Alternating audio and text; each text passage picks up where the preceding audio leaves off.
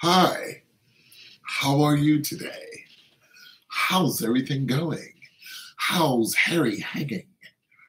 Use a bunch of words with bad breath.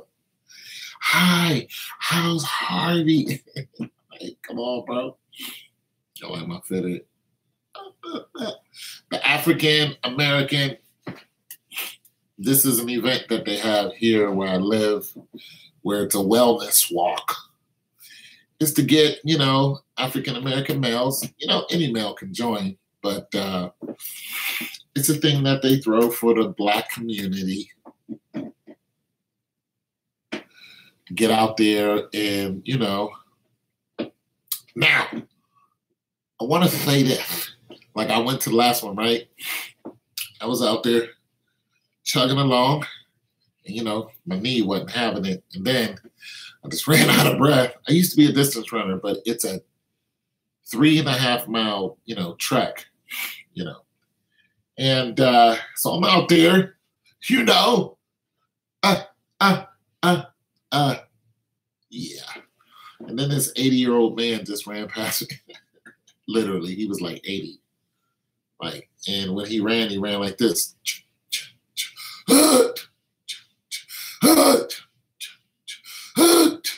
That's the way it sounds from the beginning to the end.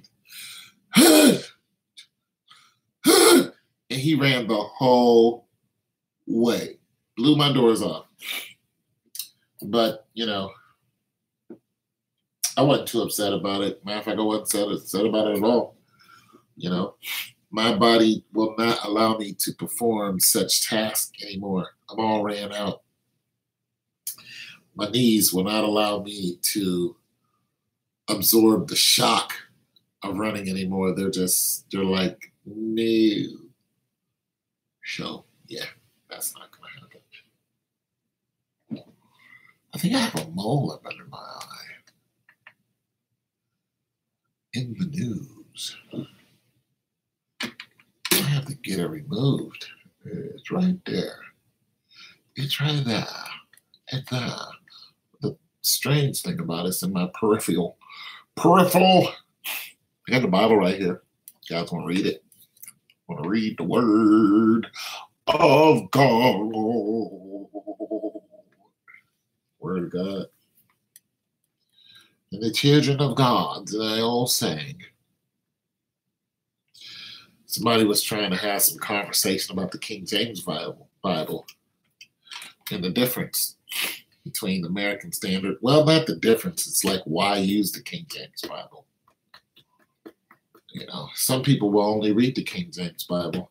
But then he wanted to talk about how King James got into all kind of weird, ritual stuff that was demonic.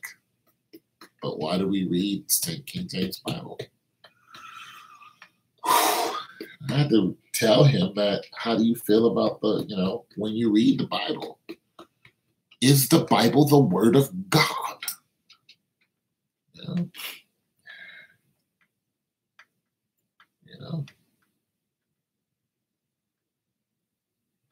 Was the Bible inspired by holy men? How holy were they? I don't know. They were doing some crazy stuff. They were some killers, man. They were thugged out. But that's what Jesus wanted. He wanted some thugged out homies. Christ has some thugged out homies. He was thugged out. You know what I'm saying? He ain't want no powder puffs. He wanted some thugs. He just like, I need some hard homies to protect me. You know what I'm saying? Because when it goes down, it's going to go down. He's like, carry 2 swords. Go out and carry 2 swords with you. You know what I'm saying? God wasn't playing. He's like, yeah, the kingdom of heaven, is at hand. And he was like, people will try to take it by force.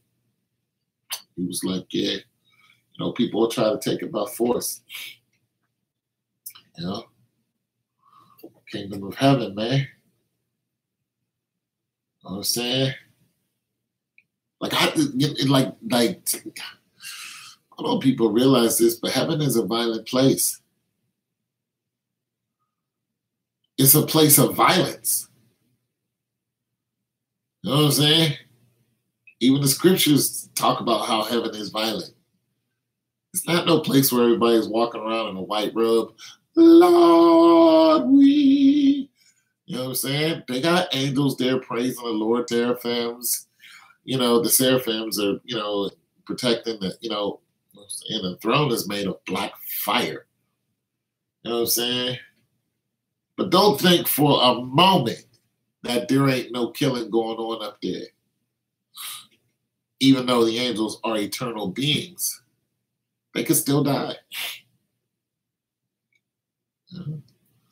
The angels are not beings that can't die. You know? Because the angels, to me, the angels have souls, to what I understand. Because God can destroy a soul. You know, what's up? Somebody join, what's happening? How you doing? I die. But anyways, so God talks about how heaven is violent. Oh, they left. Okay, well, nice talking to you. What if you go to heaven and, you know, up there it's just, they're going at it with all kind of explosive devices, just bodies flying everywhere. You're just like, wait a minute, Jesus. You know what I'm saying? You feel like Cat Williams. You're like, wait a minute, Jesus.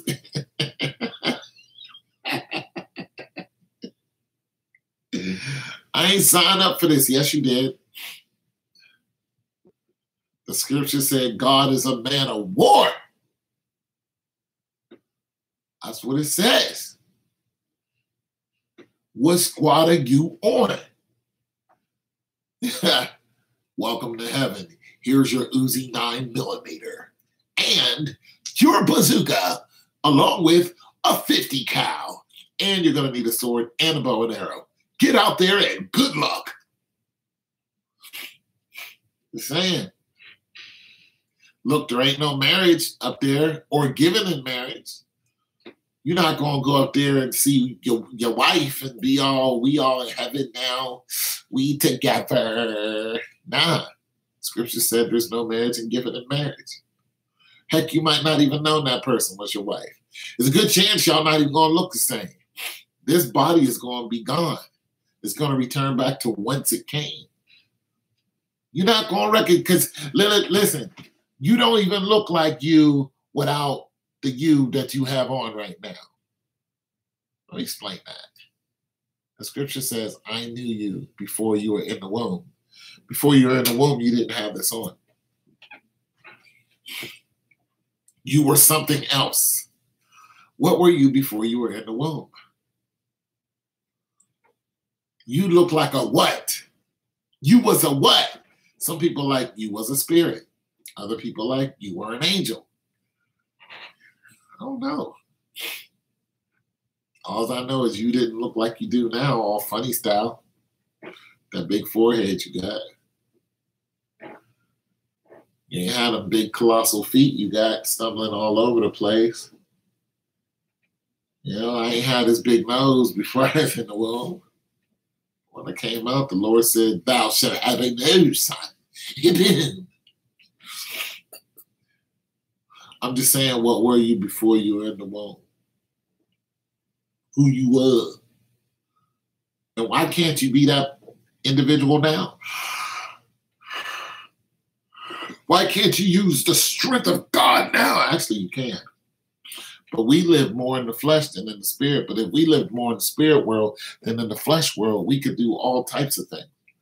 The scripture said, you will be able to do greater things than these. This is when a disciple asked Jesus, how did he make the plant wither? Because the olive tree wouldn't bear no fruit. So God told it to wither. And he did just like that. You want to see that again? That's plant withering. And the plant withered, and then the Lord said, and then one of his disciples said, Lord, how is it you can do such things? He said, you'll be able to do greater things than these. I mean, I don't know how many of you is out there, healing the sick and raising the dead. I've never seen the dead raised. And that's a shame because I should be able to do such things. I should be seeking out people who have just died and or whenever they died and been able to, and ask the Lord, do you want me to bring this person back to life? Lord, is that what you want to do, Lord? And the Lord said, yeah, go ahead and bring that homie back. And be able to look at him like Jesus looked at Lazarus and said, Lazarus, come forth. And I'll be like, yo, Tom, come forth, son. You need to, you still got to pay, you still owe me $5. I'm just saying, you got to pay that off, big dog. How many of y'all ever done that? Healed the sick and you knew the sick was healed. Not know, I think I'm healed. I mean, the sick is healed. Like you saw a leg grow back. You was like, be healed in the name of Christ. Boom! And the leg just grew back like bam! You know what I'm saying? That person not know, my back hurts and now my back don't hurt. You can't see that. I'm talking about something you can see. Boom, their arm just like, that's their arm coming back. You want to hear it again? It sounds like a mechanic arm, but it's not a mechanic arm. It's a real human arm. One more time. Just the fingers at the end. It's like, you know what I'm saying? And then the arm comes back. How many of y'all have ever done that? I ain't never done that. I'm just saying, man. The Lord said you be able to do greater things than these. You know what I'm saying? Hit somebody with the shablam, just walking by and be like, you know what I'm saying? Or somebody come up to you and just like, yo, my son is sick. He at home. He like 7 years old. I don't know what's wrong with him, but he's throwing up and, his body's having fits and he's sweating. And, he got lesions on him and he's just going through a terrible time. The hospital don't know what to do. And, it looked like, just his skin is just being torn and he's in great pain. I know you're a man or a woman of God. Can you please pray for my child and please heal my child? Can you come to my house and heal my child? Or can you heal my child? Yeah, I'll come to your house. You don't need to come to my house. I know that you're a man of God. And all you have to do is say something and it'll be done. Because at my job, I'm a boss. And when I tell somebody to do something, they do it. So I know if you say to my child, be healed, even though my child is not in front of you, my child will be healed. I'll be like, well, in the name of Christ, your faith has made your child whole again. And it's done. It's not like they got to go to the hospital. It's not like they got to have a checkup. It's not like, all this hem-haw happened. That's it. That child is healed. Every disease that was on that child, not only did it leave, but they can't come back. And or somebody, talking about, would you pray for my sins? Yeah, I'll pray for your sins. You know what I'm saying? You pray for their sins, and then you say, in the name of Christ, go and heal, go and sin no more. And then they listen to that voice of God that says, go and sin no more. And guess what? They don't ever sin again. Because Christ said, go and sin no more. I'm just saying. Power of the Lord, man. The power of these scriptures. I know I ain't got nobody on my live right now, but I'm going to read some scriptures. I'm going to read some scripture just because ain't nobody here. I'm going to read some scripture just because I can. And I got a dope flat top and ain't nobody here. So I'm going to read some scriptures. Let me get my glasses because I feel like reading some scripture. So I'm going to read some scriptures to you. Oh, wait. Look at my glasses. Oh, wait. Look at my haircut. Yo, I cut my hair myself. Ain't it dope? It's dope. All right. So... Book of Genesis? Nah.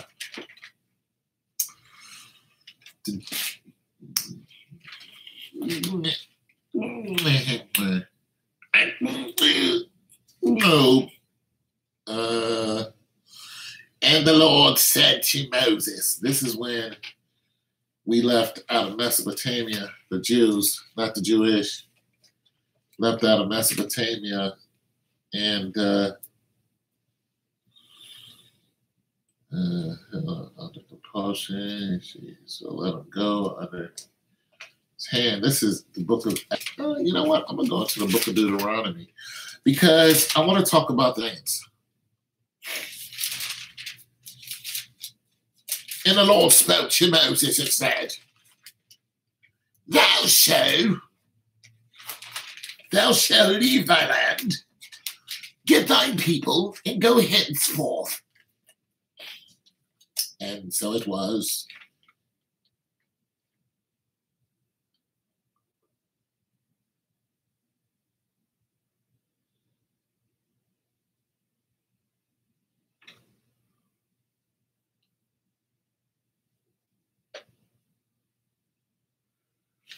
And so it was. Oh, the book of Leviticus, tithing. Ooh. And so it was that the Lord spoke to Moses and told Moses to go thee henceforth, and Moses did go thee henceforth. I'm reading the Bible. I don't know why I'm speaking in this voice. The book of Leviticus, talk about the Levites.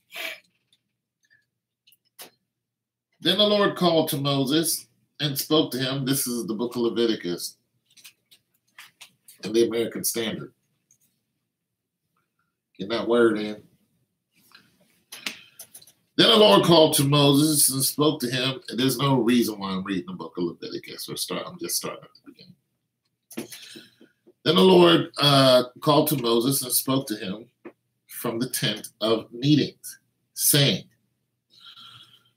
Speak to the sons of Israel and say to them, when any man of you brings an offering to the Lord, you shall bring your offering of animals from the herd of flock. If this offering is burnt offering from the herd, he shall offer it a male without defect. He shall offer it at the doorway of the tent of the meeting, that he may be accepted before God. Now let me explain something to you. The tent of the meeting, was, okay, so when the Ark of the Covenant of the Lord held the Holy Ghost, basically when people wanted to speak to God, they would go to a tent where the Ark of the Covenant was. It was a holy tent. So the Levites, who were men of prayer, was a group of men, and they were a group of priests, is what they were. And this is why when you tithe your tithing is of God. It was a tithing of food to feed the priest, because the priest didn't work. All they did was go around and preach. So when they wanted to speak to God through the Ark of the Covenant of the Lord, where the Holy Spirit was, what happened was they would tie something around the priest's leg, and then the priest would go into the tent. And when the priest went into the tent, he would, pray and, sup with God and all this other things. But after a while, if the priest didn't come out the tent, they would drag the priest out by his leg, because the priest would be dead. So before you got anywhere close to the Ark of the Covenant of the Lord, you had to be really, really holy. Anyways, 3, verse 3.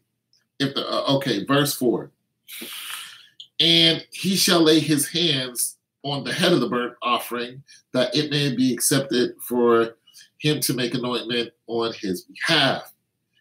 And he shall lay the young bull before the Lord, and Aaron's sons, the priests, who were Levites, shall offer up the blood of sprinkle the blood and sprinkle the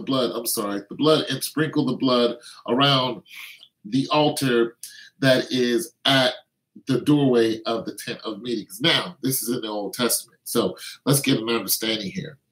When you made an offering to God, for one, the bull had to be perfect. This is what they're saying.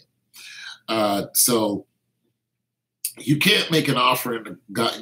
God a fatted calf, a lamb, an offering to God with a fatted calf or a lamb that wasn't the best there was that you had.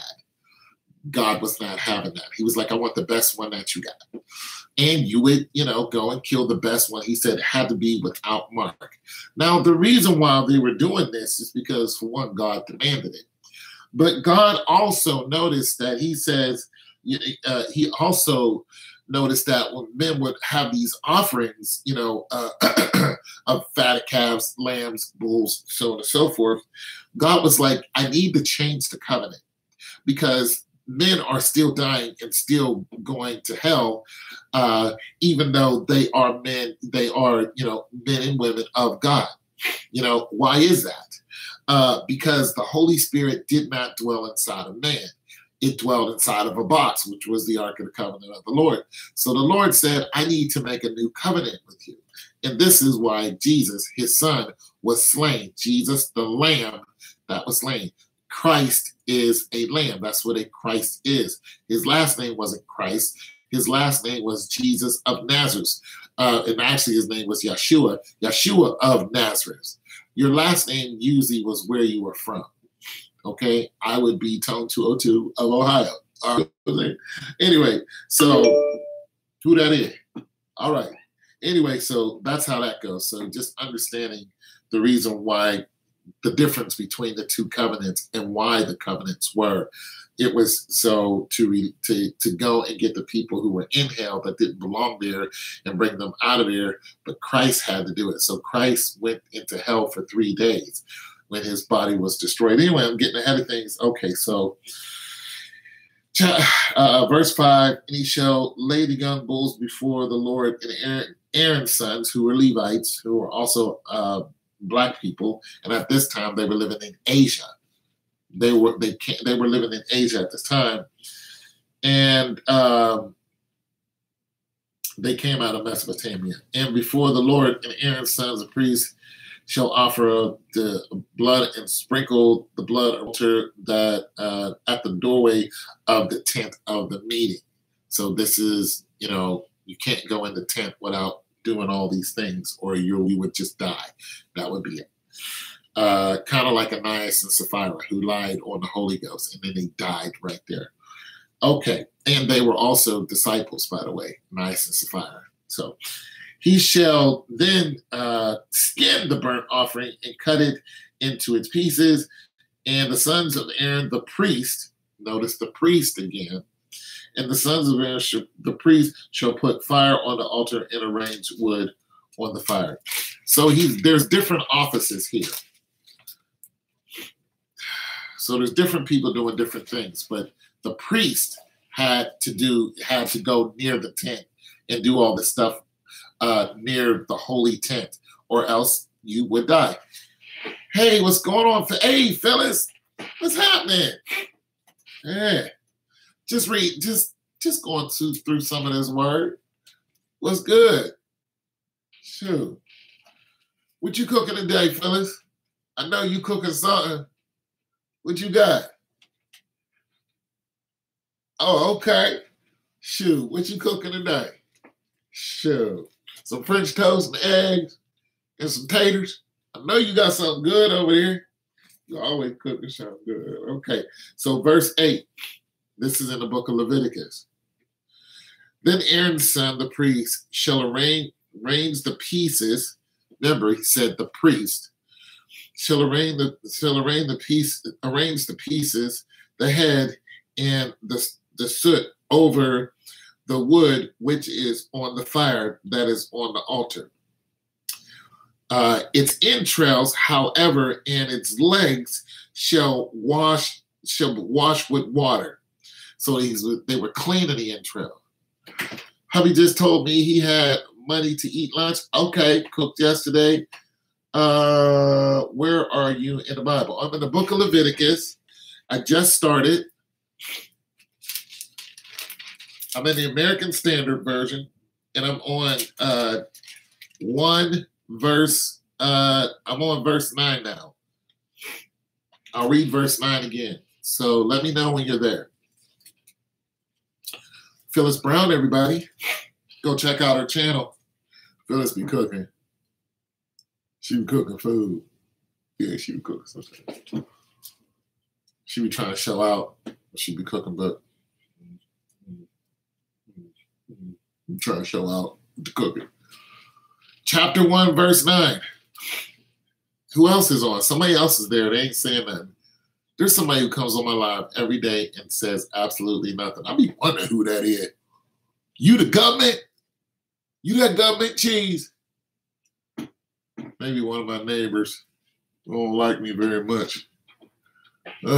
All right, chapter 9. And I'm in American Standard, so if it doesn't read exactly the same, don't worry about it.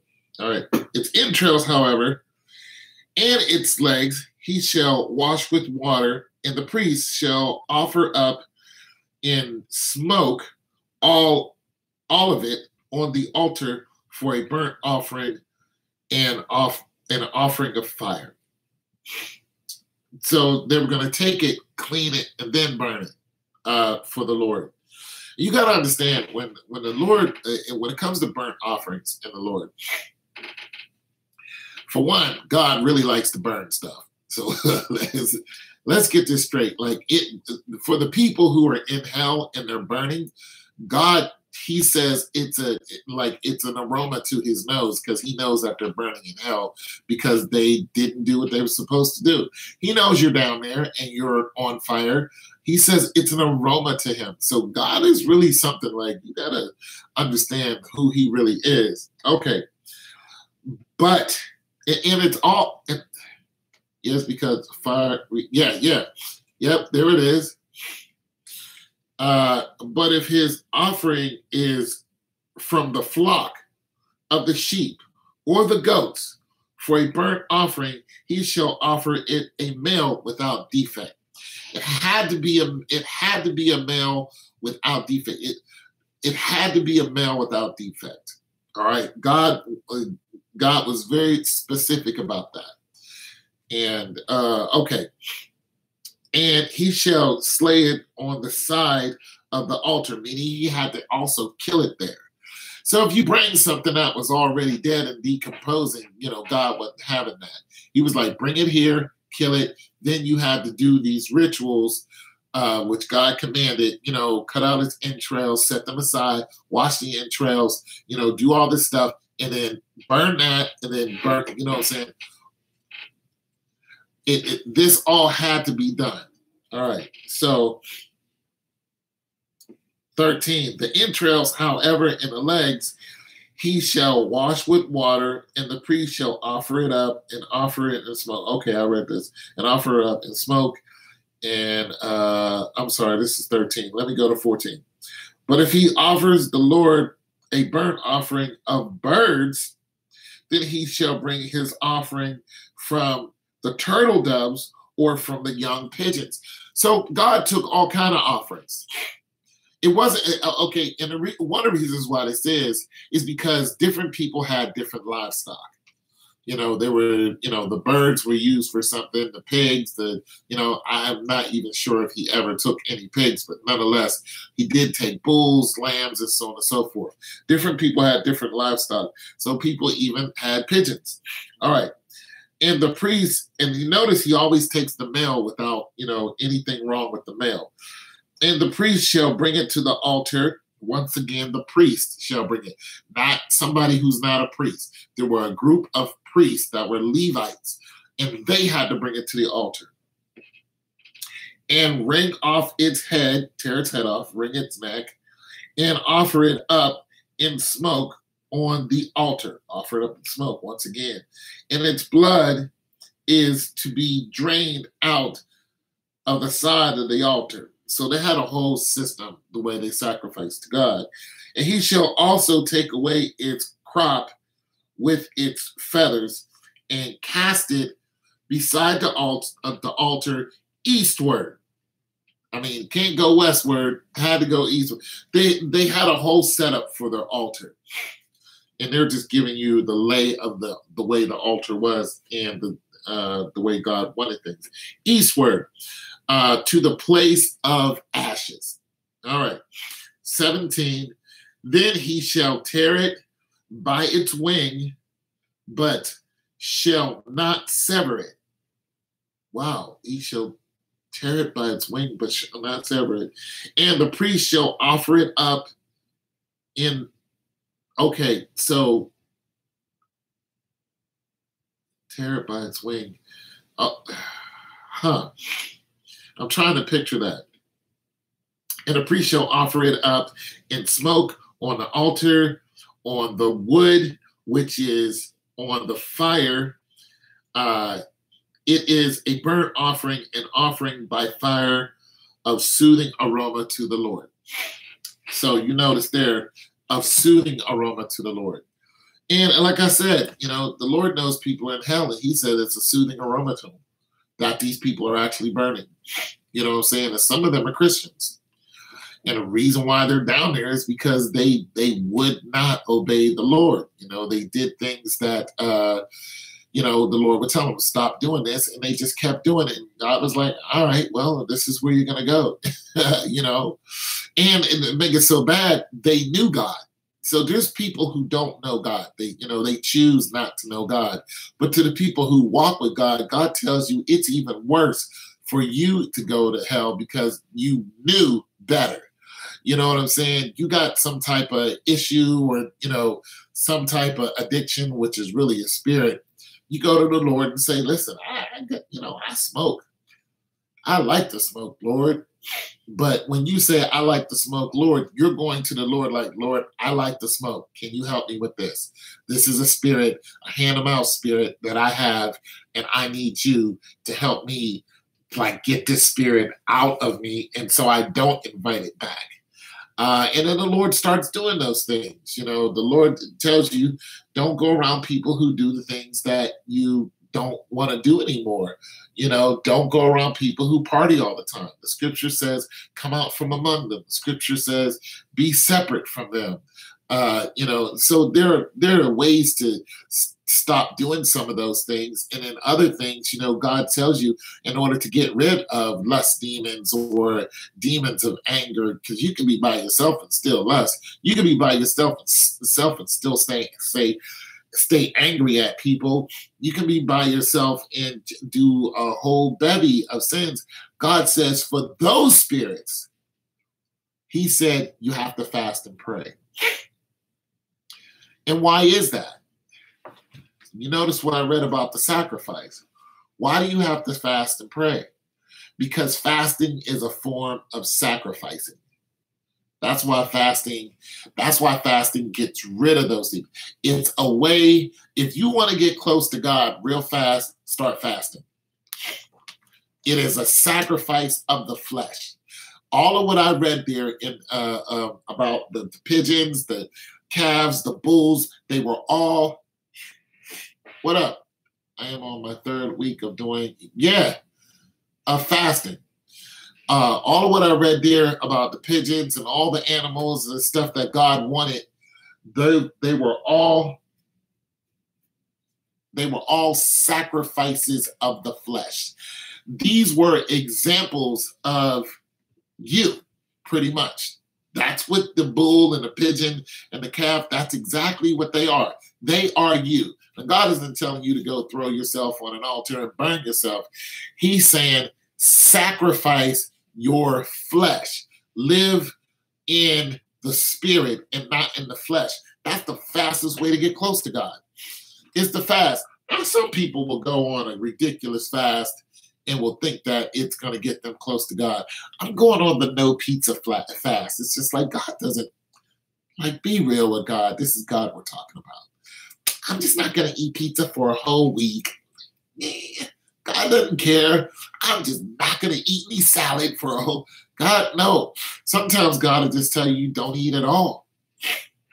Next thing you know, you go on 2 or 3 days and your spirit is starting to take over. Next thing you know, you don't went 2 or 3 weeks.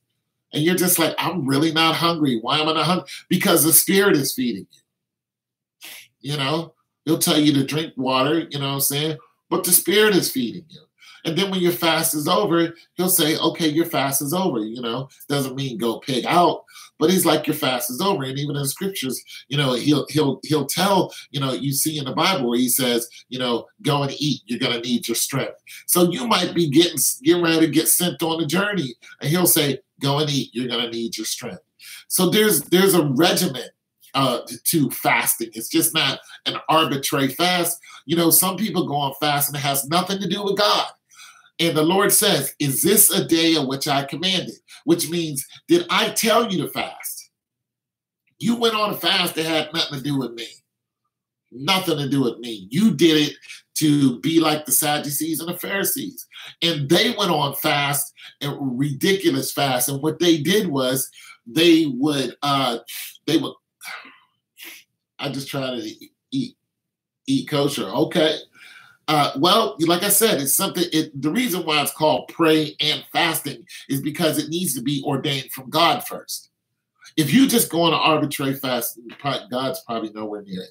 But if you pray about it first and say, Lord, I need the Spirit out of my life, or Lord, I want this person to be healed, or Lord, I want to intercede over here because my husband is going on, to a job and I think it's dangerous. So I want to intercede. I want the angels to bless him, or my children are going to do this, Lord. So I want to fast on this. And then the Lord says, go and do it.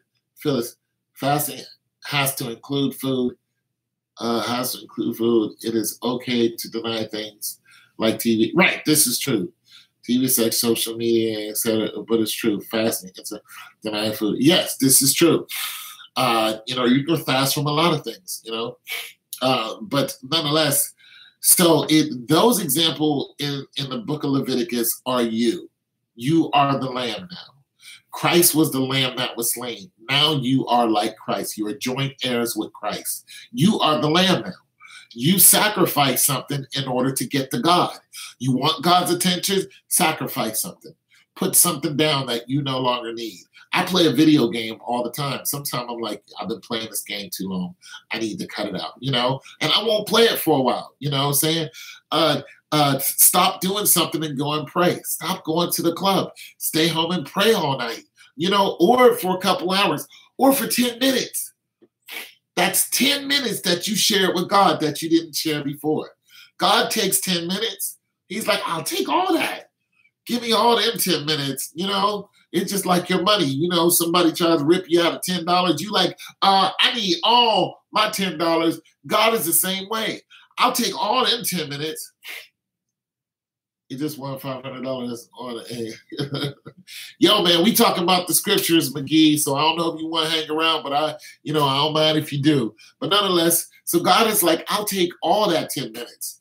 You know what I'm saying? God will take 5 minutes in a heartbeat. God will take you praying on your way to work. God takes all of that. All of that. So that's why the book of Leviticus is so important, because it talks about sacrificing.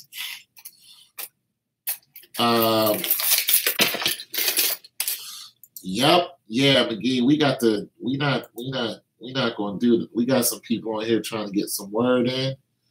So we not going to do that. Yeah. So that's why God is like, yo, it's very important, that you, hey, what's going on, 85? We talking about some scriptures, man. We getting some scriptures in. Yep, talking about the scriptures. And yeah, your tax return, right? So anyway, so you are the sacrifice. I mean, when you look at the examples of God and people who sacrifice to God and sacrifice for a reason, for a godly purpose, you can't sacrifice and hope to go beat up your neighbors. Lord, I want the strength to go and knock my neighbors out.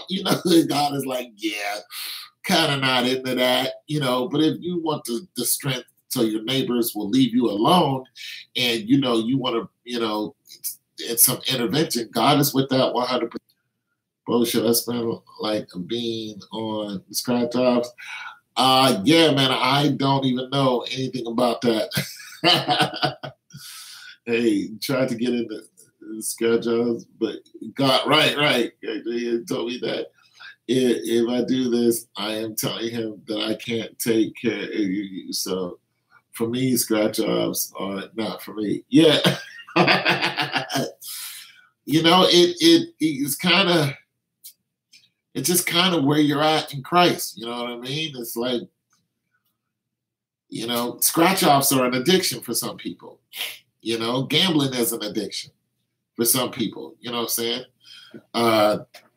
Not really sure if God is all the way in gambling. I really don't think that he is. But, gambling is a way of life for people. You know what I'm saying? So you would have to, seek the Lord on that. We not perfect. None of us is perfect. I never play, man. I've literally only played when I buy cigarettes. Yeah, that's how they get you. Week of $10. That's how they get you. And one of the things called work on your own soul salvation. Yeah, work on your own soul salvation. Man, work out your own salvation. You know what I'm saying? I refuse to pay anything. Yeah, you got to work out. Pray about that. That's your money. That's God's money. You know what I'm saying? Well, you belong to Christ. So this is the reason why, the book of Leviticus is important. And, a lot of people were asking me who, where Black people came from. And for one, we, all originated out of Africa and Mesopotamia, Asia. And I'm addicted to eating. Yep. Gonna go ahead and remove that right there because, we're talking about the Bible. So there are people on here trying to learn more about the Bible. So if you come with some ridiculous comments like that, then I'm just going to remove your comments. Please be respectful. Watch, it's going to be hard to... But I'm sorry, we have a young lady on here right now. And, we just going over the scriptures. I know it's a joke, bro. I'm just trying to respect the young lady who's on, I don't want to be disrespectful to nobody. I didn't remove you. I just removed the comment. So I'm just saying, work with a brother. That's all. There's a time for everything, bro. I ain't coming at you. Yeah, no worries. But anyways, kind of threw me off kilter with that. I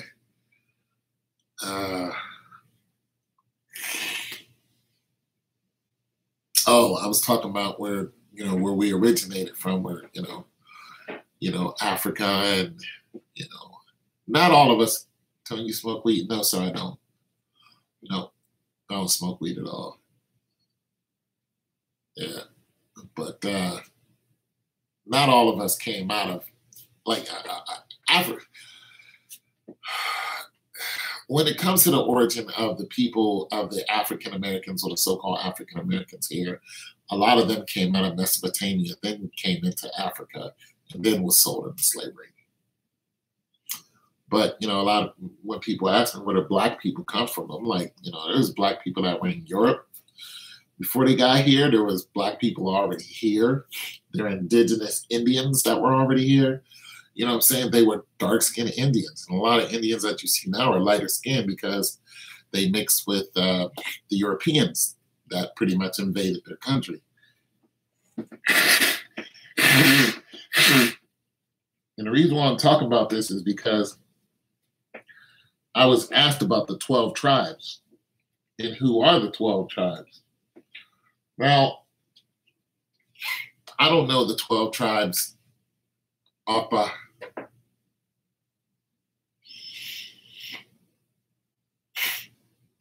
I don't know the 12 tribes offhand. Right offhand, I can't, I can't name them all right offhand. But I say for you people who are interested in, what tribe you're from, so on and so forth, and where your family originated from, I think you know, a lot of that information is right on the internet. You could probably find that out. Water.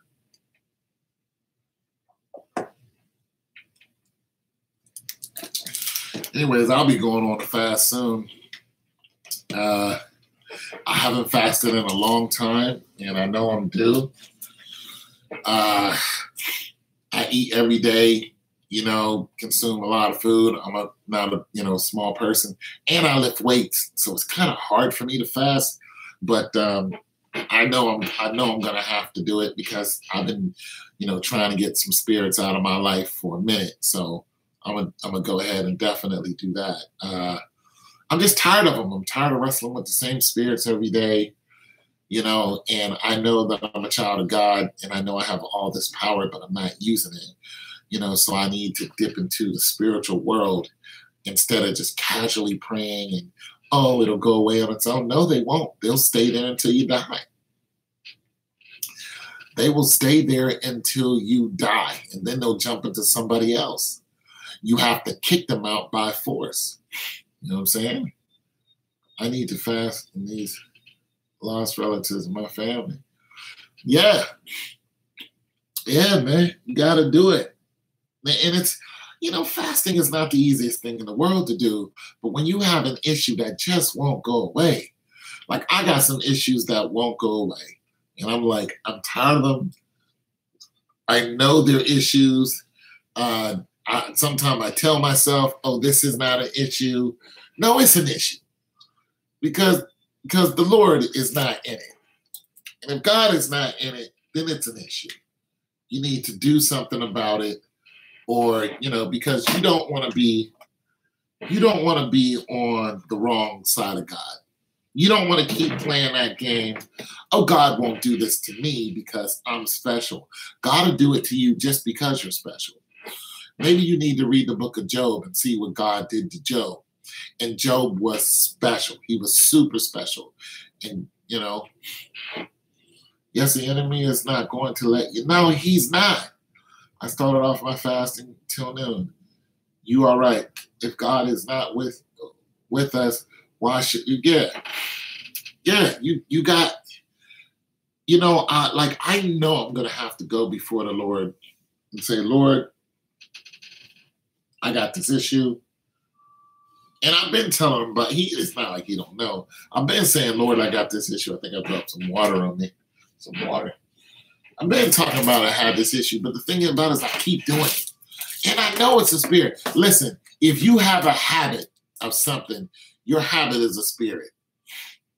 If you have a habit of looking at somebody mean all the time, or looking at someone, every time they come around, you staring at them, that's a habit. That's a spirit. Or you got a habit of watching a particular show. That ain't no good for you. Like I used to watch a show on HBO. They cursed all the time. And I was like, I like this show, but I can't keep listening to it. There's a couple on there on HBO. It's just cursing and cursing, and I just can't do it. I can't. God says, don't let nothing foul come out of your mouth.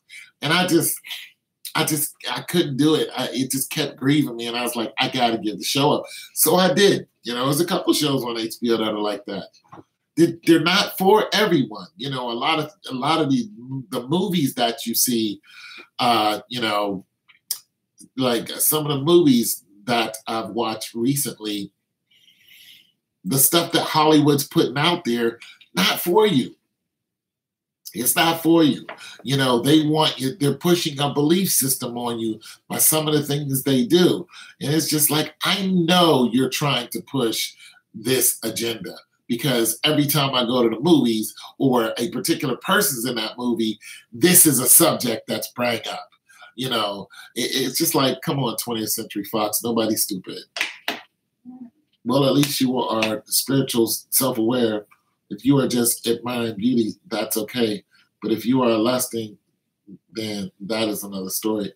Yes, movie again. No, yeah, I done fell to lust. I done.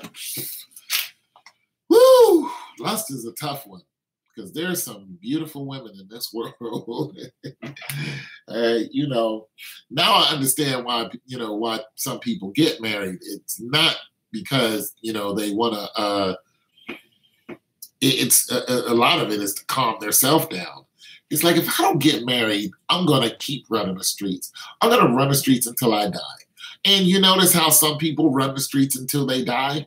Those people should have got married. You know what I'm saying? And then, there's a people who get married and still run the streets. But I think marriage is in some case, a necessary vice, because you just don't want to stay out there. You're like, I need someone who's going to help me. And people need people. I need somebody who's going to help me reel it in. Sometimes people get married under the wrong pretense. They think, oh, I'm going to have sex all the time. No, you're going to have sex a lot less. And that's probably good for you. But nonetheless, marriage can save people's lives. We all have, and tell my husband at the time that I am glad that I am married, because I don't want to worry about the needs of the flesh. Yes, we all need, you know what I'm saying? I'm only 50.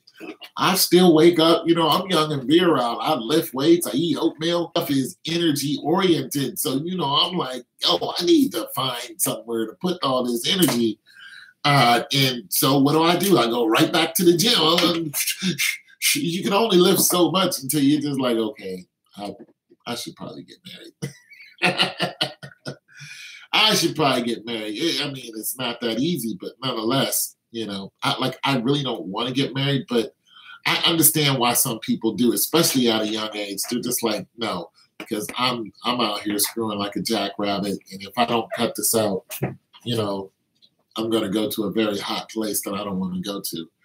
So this is why you have some people running into marriage, like, they're like, yo, buddy, what's cracking?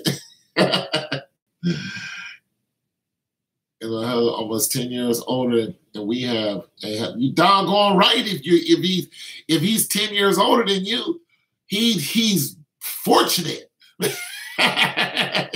He knows the deal. Like, I'm not going to marry somebody my age, because I know I like looking at women who are younger than me. It is what it is, So I know I'm going to marry. If I do marry, she'll probably be 10 years younger than me. That's about right. She'll probably be, 40 years old or something like that. Or, the 40, 35 up to 40. So I can see that. I have a friend that is 57 and she wants to be married so bad. Yeah, that's a tough one. She'd probably be looking at somebody who's in their 70s. Yeah, that's a tough one. It's the age. It's her age. It's just, but somebody out there do it. I mean, what's really crazy now, I'm at the point where young ladies are coming, are hitting on me, and it's just like, I'm like, how old are you? So I'm like, the 20-year-olds are, coming at me and stuff like that. And I can't marry a 20-year-old. We just don't speak the same language. It's just, I can't marry a 20. Like, I've already dated young ladies. I know from experience, we just don't speak. They move way too fast. Way too fast. They don't want cash. They have to file out whole paper to get my 500. Oh, okay. But they want cash. I have to put this patch up.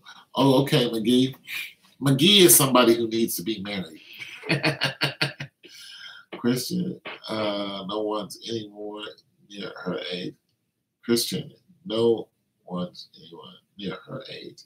I am to help her, but she is too needy and knows nothing about me. Men can't, in a heartbeat, a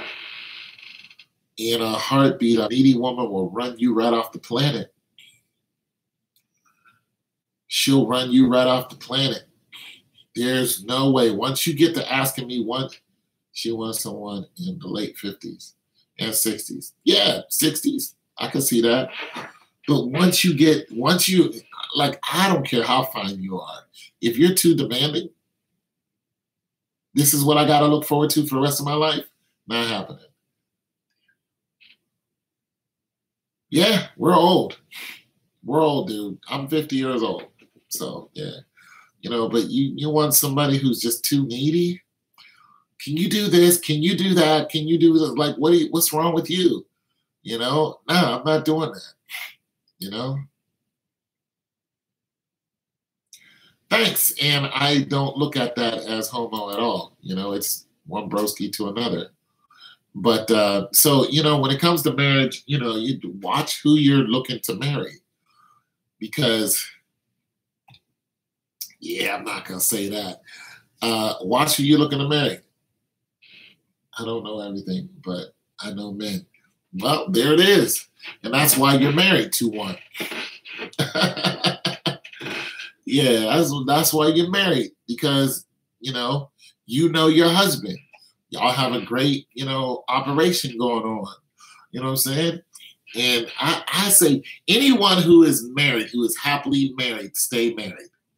Do not listen to this world.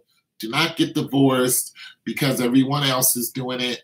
Do not let these divorce lawyers convince you that you're better off. Let the Kardashians, who are having all these babies by all these black men and not marrying them, do not let them into your house. Do not let that garbage into your life.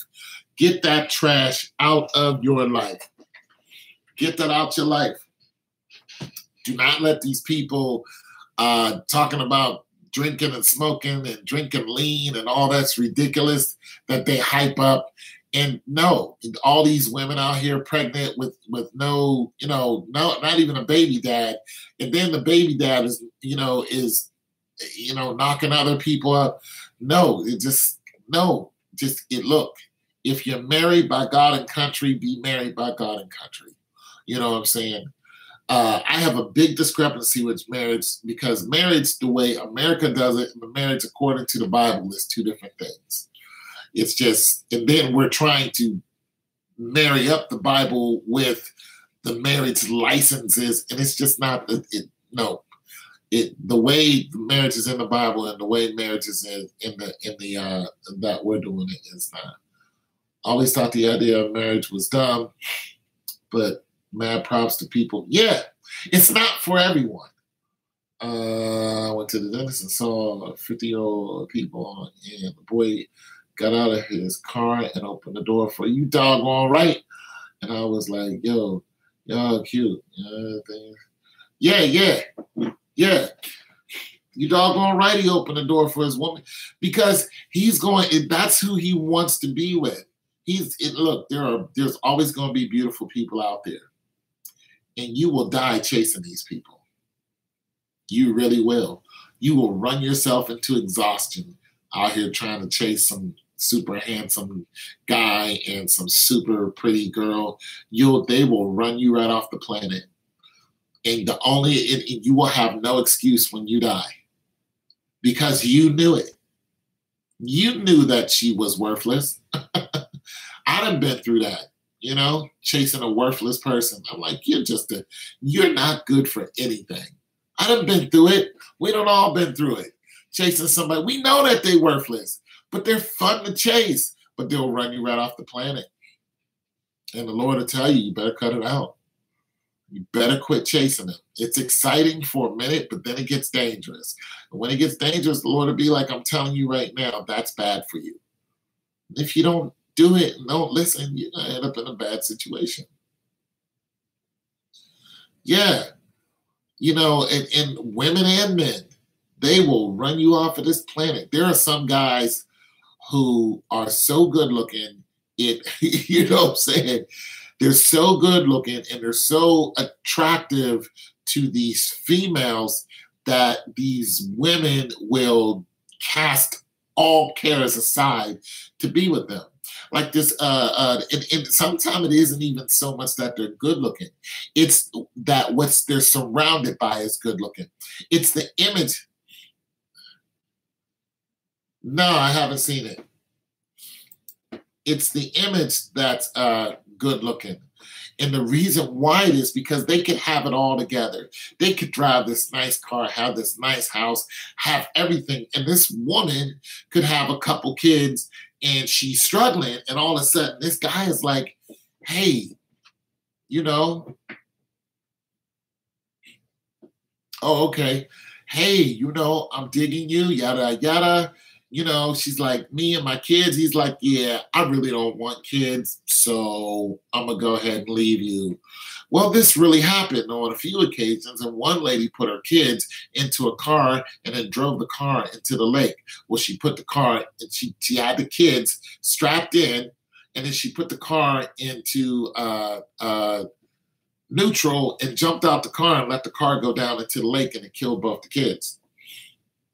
That really happened. And then she blamed it on a black man. She said, a black man took my kids. We come to find out that she drowned her kids because the man said he didn't want any. That's an issue. Yeah.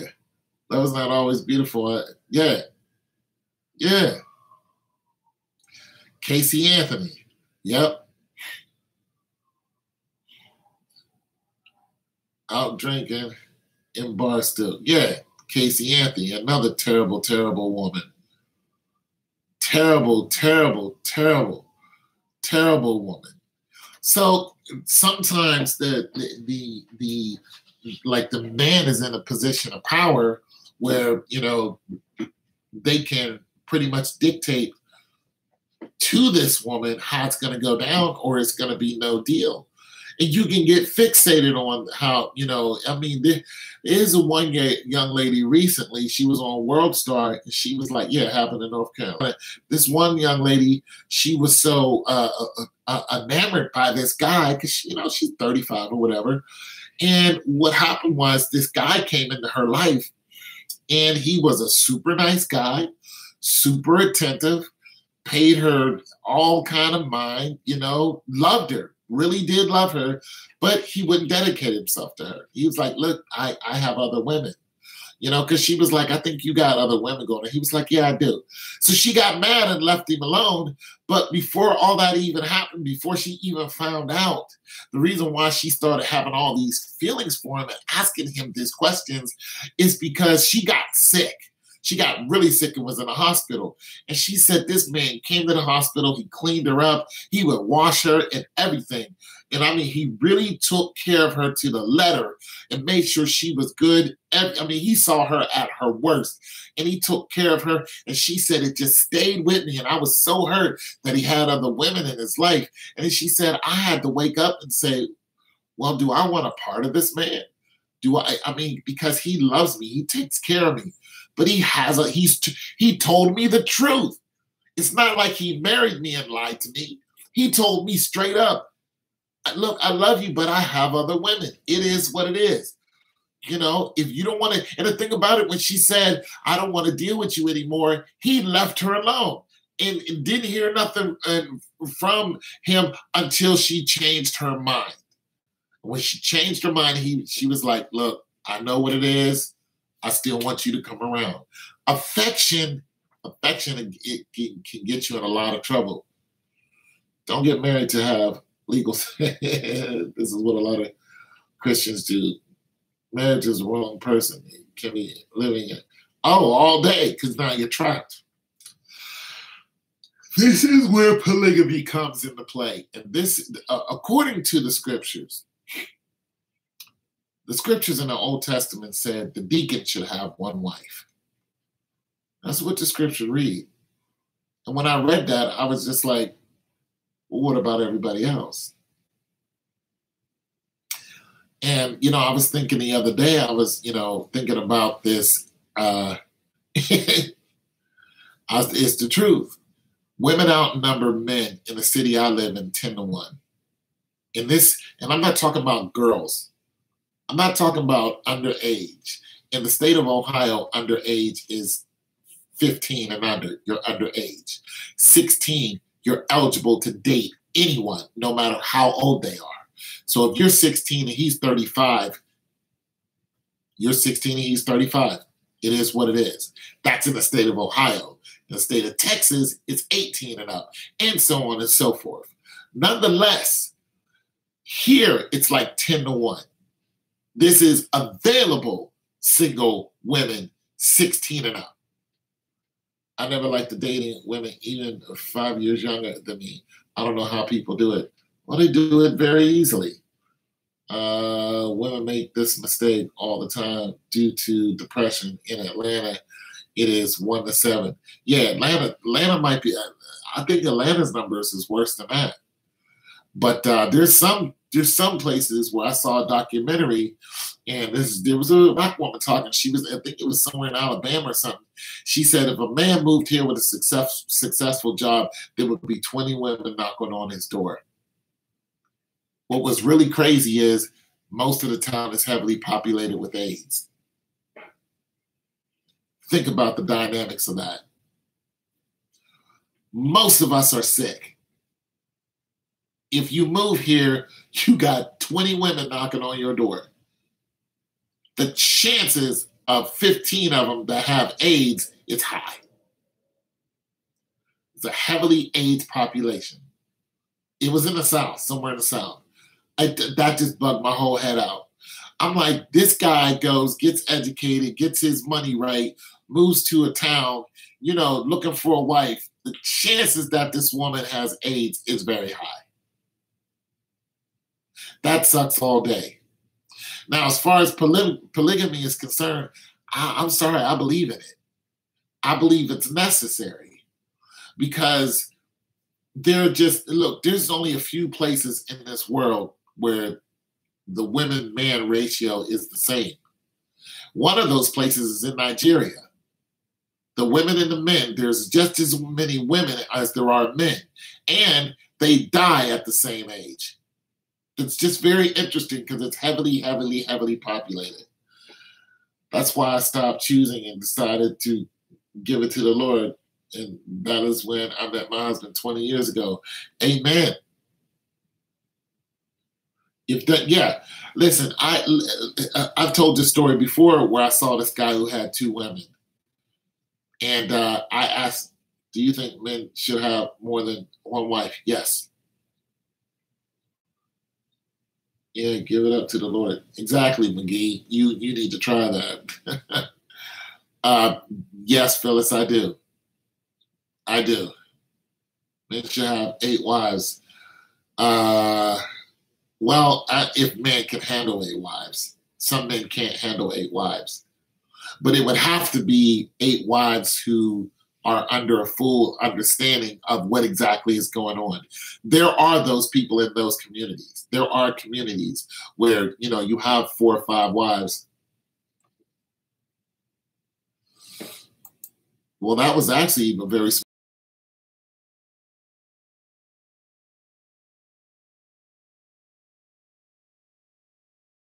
He had a lot of other concubines.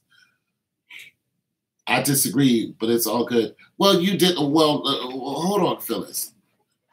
I didn't get a chance to get too far into that.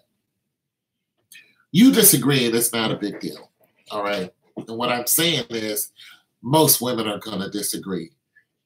And what I was trying to show is that there are a group of women who are like-minded who do this. I already said it's not for everyone. Now, when you say, should a man have more than one wife, that's saying every man. And I disagree with that. And the Bible disagrees with that. The Bible clearly said a deacon should have one wife. Why would the Bible point out the deacon? And why would he say one wife? See, the scriptures also read that David had many wives.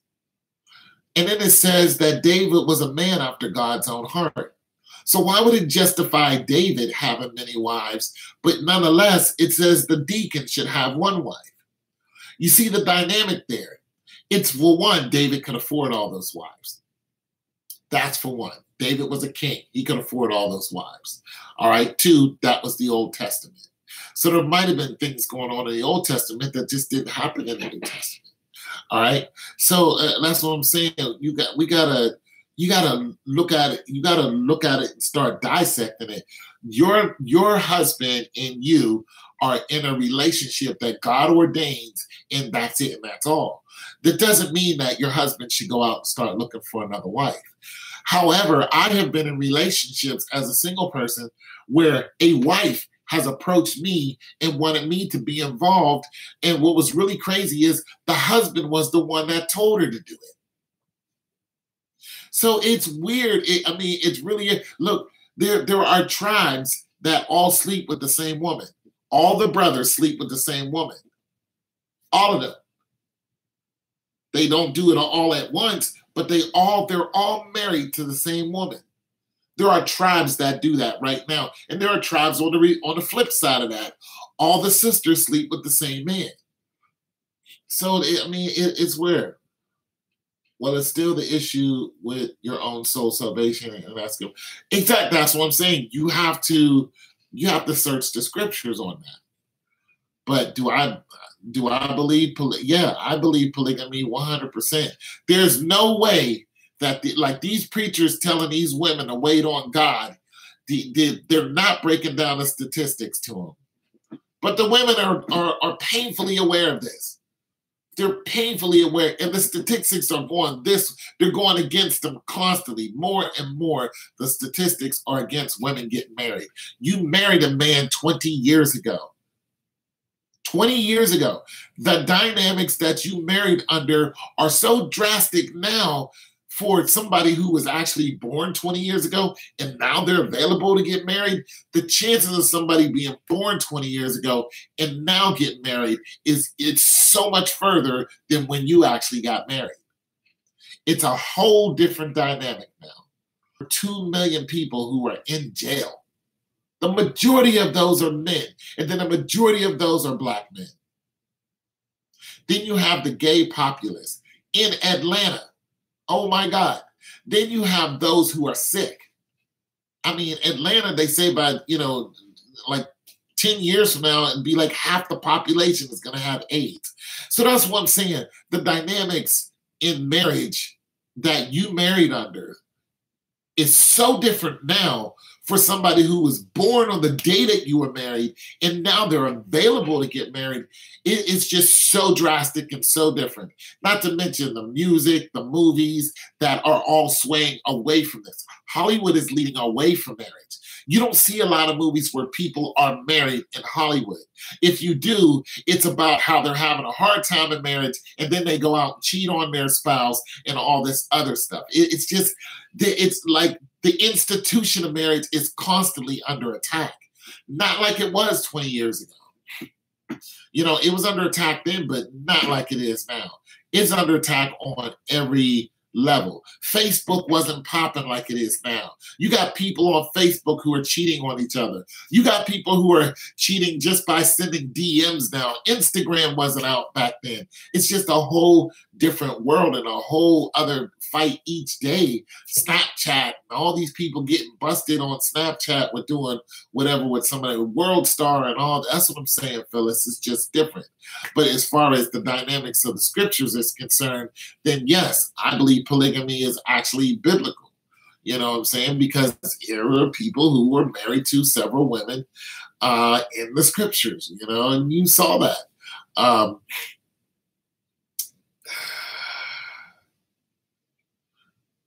No, it's not legal in the U.S.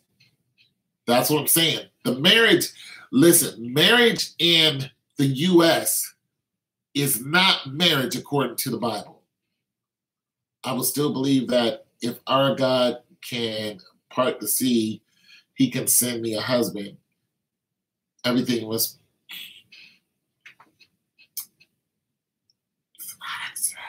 Oh, okay. All right. Let's do this, Phyllis. Let's do this. I'm not trying to convince you that your husband should go out and find another wife. God knows I would never do that. So that's not what this conversation is about. This conversation is about the available people who are looking for marriage and what they're up against. And is it ordained by God or not? So let's take you out of the equation, because you're a happily married woman and we are happy for you and your husband.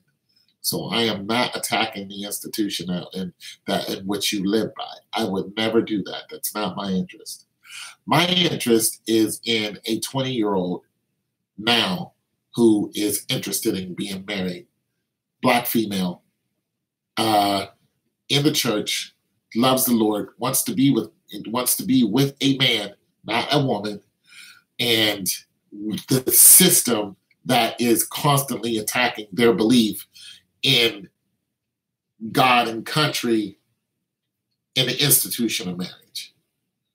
That system is constantly being attacked. Now you have more movies with women and women being married, which is two women married can't procreate. You have legal gay marriages all over the country, and then outside of the country, these two people cannot procreate. Then you got artificial insemination. You have caregivers who are having children for them. Yeah, Disney movies. Yeah, social media corrupting kids. You got two Santa Clauses that are married now. That story came out during the freaking Christmas last year. Two gay Santa Clauses, and it was a married couple who wrote it. So the institution of marriage is under attack, and the institution of God is under attack, Phyllis. That's where I'm coming from. So when I read the scriptures, I can easily look at the scriptures and justify polygamy. But the way we look at polygamy is a bad thing. Oh, he got 3 wives. It's like, for one, statistically, it just makes sense. Even the Muslims have said this, which, I was listening to some of them, and they were like, what are you going to do about your problem? You got 10-1, 14-1 in some cities. What are you going to do? It's not possible all those women can be married. And these are young, viable, successful, beautiful women who are looking for men.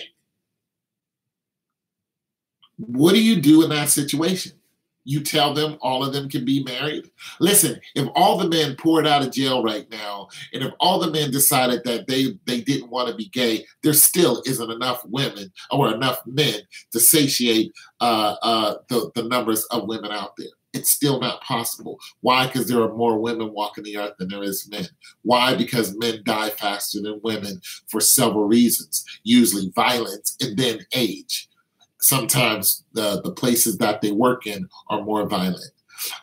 Men are more prone to go out and do stupid things, which cost them their lives. There's, statistic on top of statistic. Nonetheless, even if all those men didn't do all these stupid things, nonetheless, it still wouldn't happen.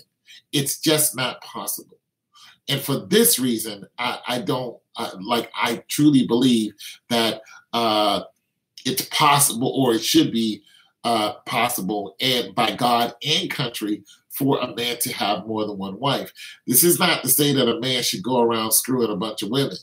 No, but you notice how there's, a lot of guys who have more than one child by 2 different mothers. I don't think that's an accident. I just think we're doing it wrong.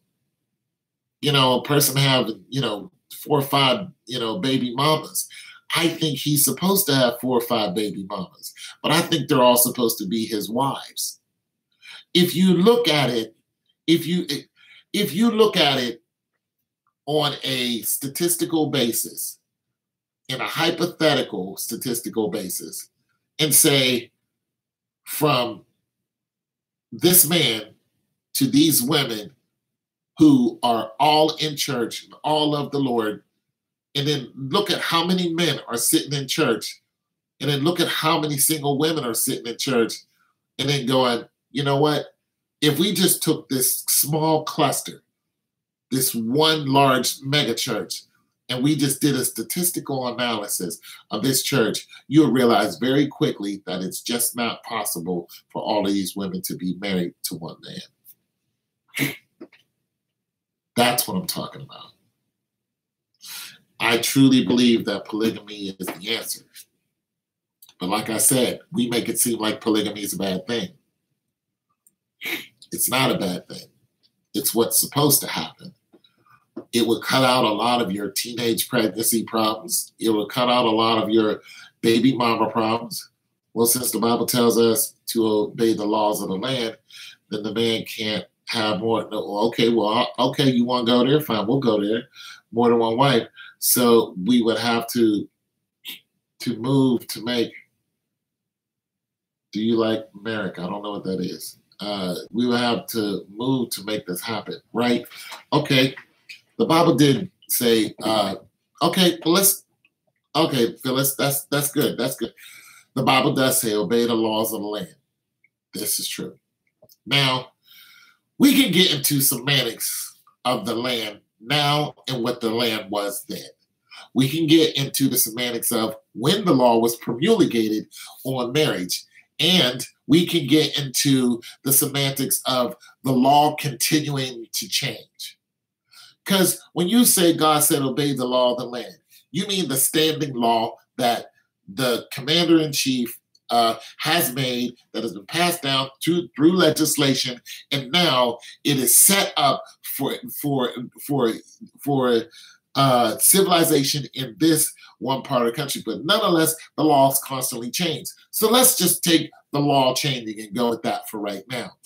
Did the law not change recently saying that gay people can get married?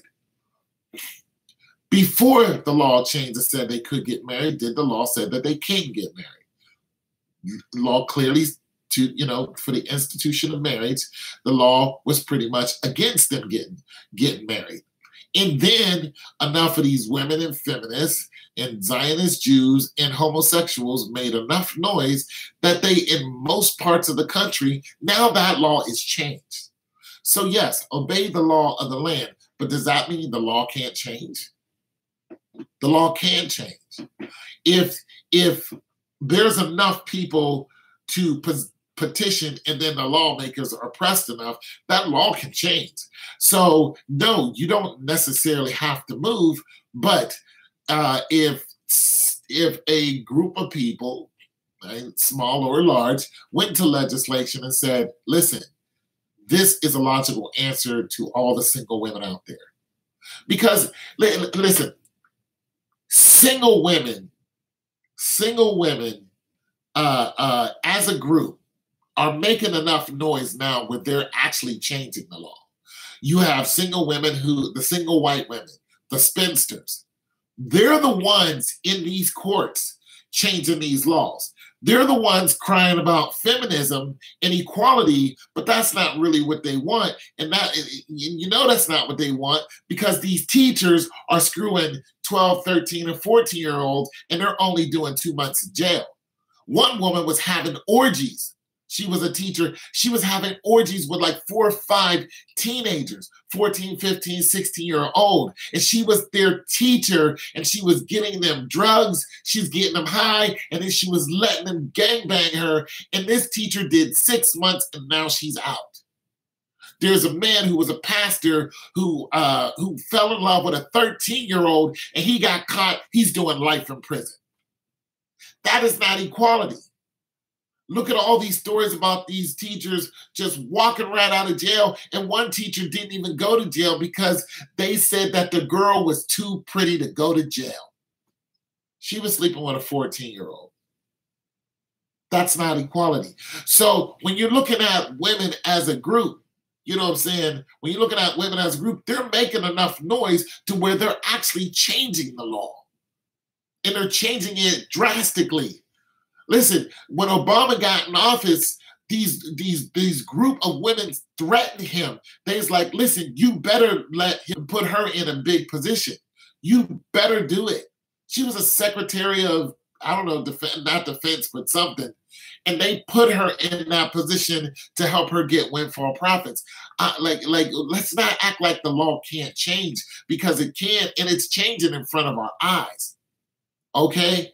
This same-sex marriage law that they made up and now everybody's going ahead and doing it, this isn't by accident. This is all biblical.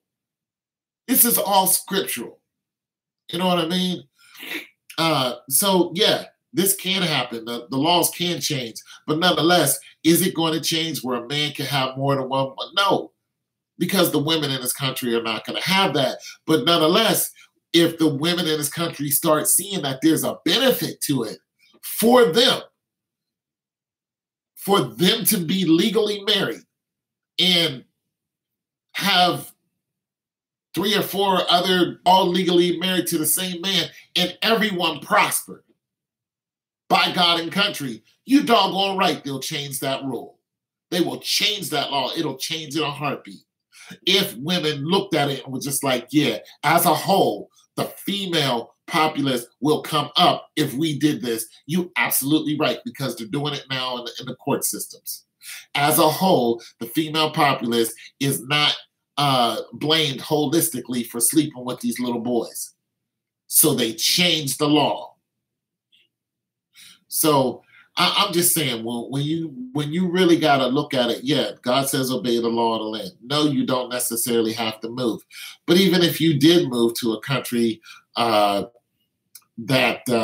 is accepting polygamy, you would still have to have these women in their right mind. Like it would have to be right by you and God. It's not just, oh, I'm gonna up and go to Africa and marry 5 women. You could be marrying 5 women who are all cannibals because they do have Africans who eat people. It has to be a relationship between you and God and the country. I like talking to you, Phyllis. You're interesting. But I'm a single man, so my thoughts on things are a lot different from yours. But I like to step back and look at the dynamic of the married woman, and look at the institution of the married woman. Because there are women who try to marry me, and I'm just like, I don't want to do it because some of the ways they're thinking, I just don't get along with. I personally think that people who will forever try and change laws of the land, but I am not glad that God never changed. No, God will never change. But you got to understand, these laws are constantly changing. And some of those laws of having, more than one wife, that law was here before. That law was here before, and I'm going to tell you when it happened. It was the Indians. When they ran this country, they owned this country. They married more than one woman, and they were happy. They had more than one squaw, and they did it the right way. You don't think those people were of God? They were. They did it the right way. You know what I'm saying? A lot of times the woman is chosen for them, and a lot of times they choose the woman. You know what I'm saying? A lot of times it's the woman who chooses them. A lot of people think that some of these women were at a disadvantage because they were young and they didn't have no choice. No, not true. A lot of fathers love their child, and they were just like, I love you. I'm not going to just give you to somebody who I know is going to feed you to, the dogs. I'm not having that. No, we're not doing that. Like, you're my child, regardless. So if you just grow old here, then that's fine. But nonetheless, I would rather you have some, grandkids. And Mr. So-and-so has land. He has, 3 other wives. They're all doing good. And you're now of age. Do you want to go and be a part of that family, which will make his family part of our family, and then we'll grow and prosper together? And usually the answer is yes. This is happening in Africa right now. I saw a documentary on it where the parents were not exactly sure whether they wanted to let their daughter marry one of the local, businessmen because he was an older guy and she was like 13 or something like that. But, she wasn't really apprehensive. It was kind of like any way the wind blows as far as what her parents wanted to do. So that happens right now. Happens every day.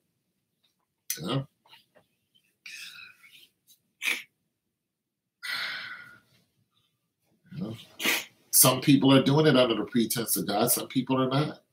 America has a discrepancy with other countries are doing, but nonetheless, we're letting 2 women get married, and then we're parading around like it's a big thing, like it's a good thing.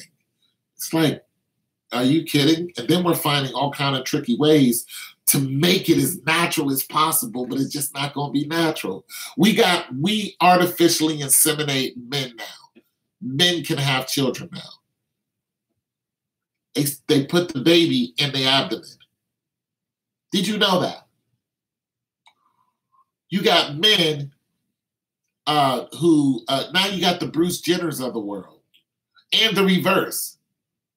Chaz Bono. Chaz Bono is the reverse Bruce Jenner. Sonny Bono's daughter is now a man, but still has the female parts. You know what the scripture says about that? The scripture. Oh, Lord. Look, when they said Bruce Jenner, was going to cut off his thing, I was like, Bruce Jenner, don't do it.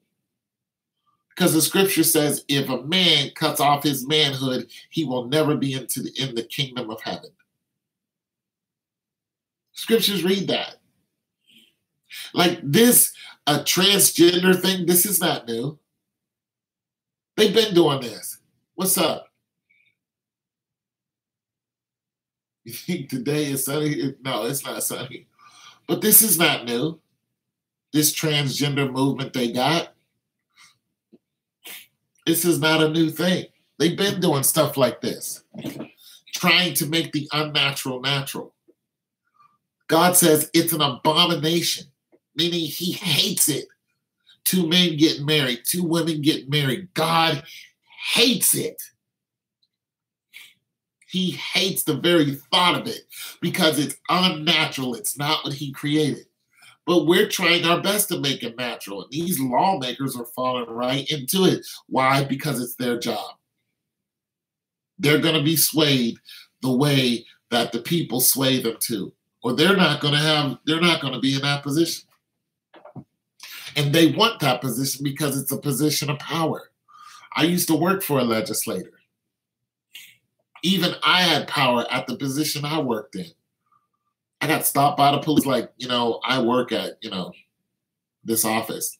He was like, have a good day.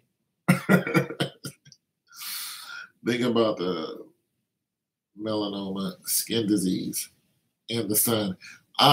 You mean the cancer? Yeah. Yeah. I know I keep on with this. I don't mind.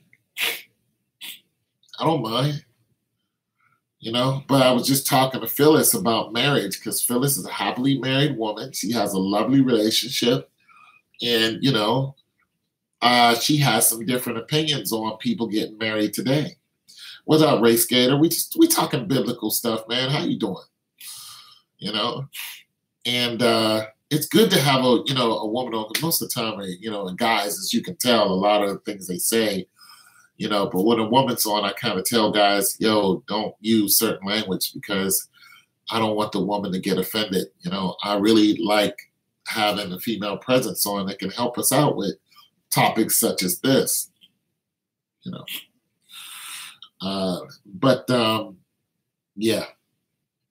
It's not even all the way across the board, Phyllis.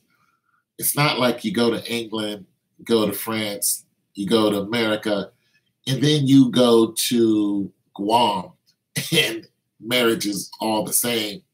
It's just the Europeans have their laws that they love to break. America's divorce rate is 50%. 50% of the people will get married and get divorced. I mean, that's not encouraging at all. I don't know if you have any, shorties, but, especially females. But what do you tell your daughter, if you do have any daughters? What do you tell your daughters when it comes to get married?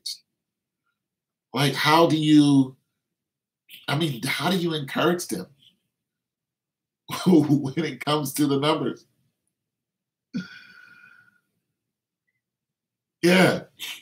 How do you encourage the young ladies that hey, listen, you'll find a man. Don't you worry about it. It's just I would rather say the chances of you finding a man are these. And if you find a good man, I don't care if he's a nerd baller. I don't care if this dude is a freaking scientist,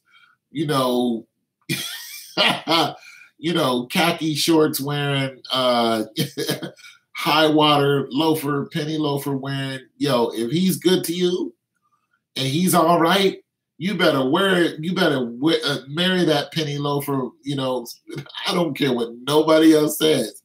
You better lock him down because there are going to be 30 other women who's going to be knocking out his door because one, he has a job. Two, he's probably not bad looking. Three, he may talk weird, but hamburger, he can still have kids with you. You better get it right because there are a lot of women out here doing it on their own and they're pissed. They are pissed off. And now they're seeking other affections that are turning into strange affections. All these women on these social media sites, you know, got their ass up in the air and letting everybody see all their goods. They're doing all this stuff to get attention. You don't think they'd rather be married at home with the husband? Good man, you know, growing their shorties. You don't think that that was in their mind when they were teenagers? You know, I'm going to get married. I'm going to find me you think they, you know, that they were born ratchet? You know, 3 years old. I'm going to turn up when I leave the house. Nah, they had it in their head that they were going to grow up and find a man. And that man was going to take care of them and they was going to take care of him. And somewhere along the line, they start running into men who had no interest in doing that. And instead of being alone and not being a part of the cool kids, they went along with the program. And going along with the program got them to where they're at now, wanting attention. Look at me. Look at my body. This is what I have to offer. Look at it. Isn't it nice? I'm going to inject here and I'm going to put some of this here. Then I'm going to wear this and I'm going to put this fake hair on my head. And I want attention. So I'm going to go buy some hair that goes down to the back of my shoulders. I want attention. So I'm going to go put silicone in my ass and in my chest and in my lips because I want attention. I want to look like Kim Kardashian. And I don't have that type of body, so I'm going to find a way to get that type of body. And then they do. And then their body just gets used up because everybody knows that's not what they look like. I mean, how do you encourage these young ladies today, Phyllis? I'm curious. I don't really get a chance to talk to too many young ladies. And I don't know how to encourage them. I can't tell a woman or a young lady how to find a man. I can tell her how to date one when they get older. I can't tell her how to go out and find one. You know, I'm a man. I'm an old guy too. So I can't tell a 15-year-old, yo, when you get older and, you know, 17, 18, and you start getting into guys real heavy, you know, because her life is on social media. I'm not on social media. You know, my little Instagram, I have 91 people on there and I don't even post on there anymore.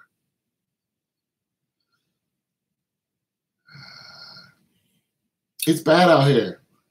There I see a lot of people in their 40s, 50s, and 60s and 70s find mates. Yeah, but that's not who I'm talking about. See, those people you can assimilate with because you're their age group. Low self-esteem for one, low self-values, low standards. Yeah, but listen, this is what I'm talking about, Phyllis. I have low self-esteem. Some of these girls are coming out right. Some of these girls are coming out with, you know, purpose in their mind. You know, all of these girls aren't under the same shadow of I can't do anything and I need a man to do this, that, and the third, and I'm worthless without a man. That's not what's happening. You got those who do have low self-esteem. That's the position that they're in. Then you got those who don't have low self-esteem, but they're too boisterous because, you know, they think that being loud and obnoxious is, you know, and forget everybody. That's their position. Then you got the girls who are just like, no man is going to want me if I'm acting a fool. But if no man wants me, I still got to keep going. I got to live. I gotta, do what the Lord have me be here for. I can't just be an idiot out here. I gotta get some type of trade, and I gotta stand on my own too. And that's it, and that's all. So you got those dynamics happening. You got the woman who wants to lay down with everybody and have 90 kids and think that the government should take care of her kids. Then you got the woman who's like, I don't want any kids unless I'm married. Or the ones that just want one kid and the father can go fly a kite. So I'm just saying there's a lot of women here who are out there who they not necessarily have low self-esteem. They have low choices. They have tunnel vision. They have a regular job that they go to every day. They have a small amount of resources to where they can't, get up and go travel here and here and live in this city and the other. And, they have their options are not as great. I mean, most of the people that you hear making these Why I Left Atlanta videos or, just dating in Atlanta, all of these women are saying the same thing. And a lot of them are very successful, especially the ones that did that Steve Harvey special. All of those women were successful, all of them. And they were all single. So low self-esteem is a big problem for a woman, and I don't know why. You're a girl. Why, is somebody telling you that you're not, No girl in my family came out talking about I'm not good for, anything but, sleeping with a guy. No woman in my family, my sisters, none of them was like, yeah, this is all my sisters know how to punch somebody in the face right now. Because they sit back and compare themselves to other women. Oh yeah, okay. I get that.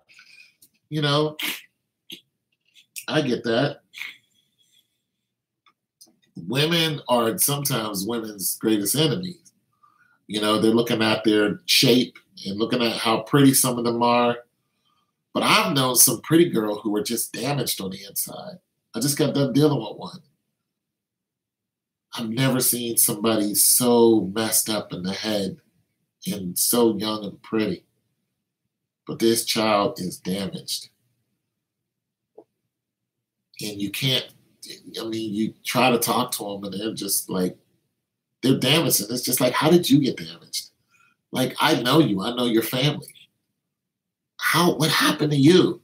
Explain it. Where,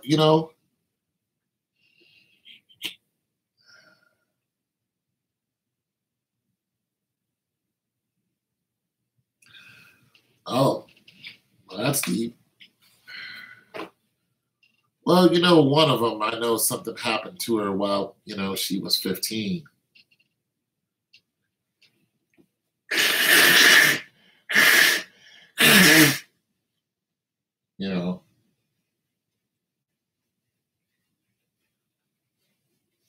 I know something happened to her when she was 15. And I remember when it happened. Because the next time I saw her, she was completely different. She walked different. She talked different. Her whole demeanor was different. And I was like, something that girl. Because she ran away from home. And when she came back, she looked completely different. I didn't even recognize her. I had to stare at her like twice. I was like, is that? And her whole everything changed. She ran away from home and the boys got to her. They ran through her. Then she just kept running away from home. She just kept doing it. Got to the point where her mom wouldn't even look for her. She was told, don't go out there and, get off of that social media. Quit acting like that. She ran into the wrong people.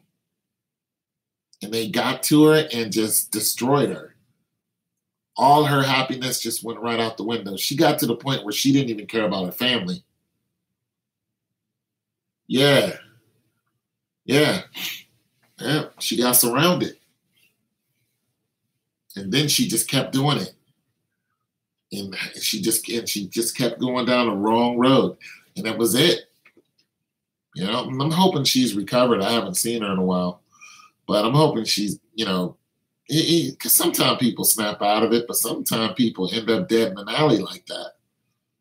And I used to warn her, I'd be like, you know, you need to cut it out because, you know, we see what's happening to you. But she would curse me out. I'm not your dad. You know, I felt bad for her. You know, she's looking to have fun and ran into the wrong people. Yeah, and you know, about her. I'm still worried about her. I ain't seen her. I think she's gonna end up dead soon, and I am really, really hoping not. But the way she was going and at the rate of speed, it was just, it was like, wow, why don't you just stop and think for a minute? And she just wouldn't. But that social media got her. You know what I'm saying? My niece too. My niece the same way. Social media got her. She pregnant now. She's 15. 15 years old. Probably can't even say who the dad is. You know? And I'm like,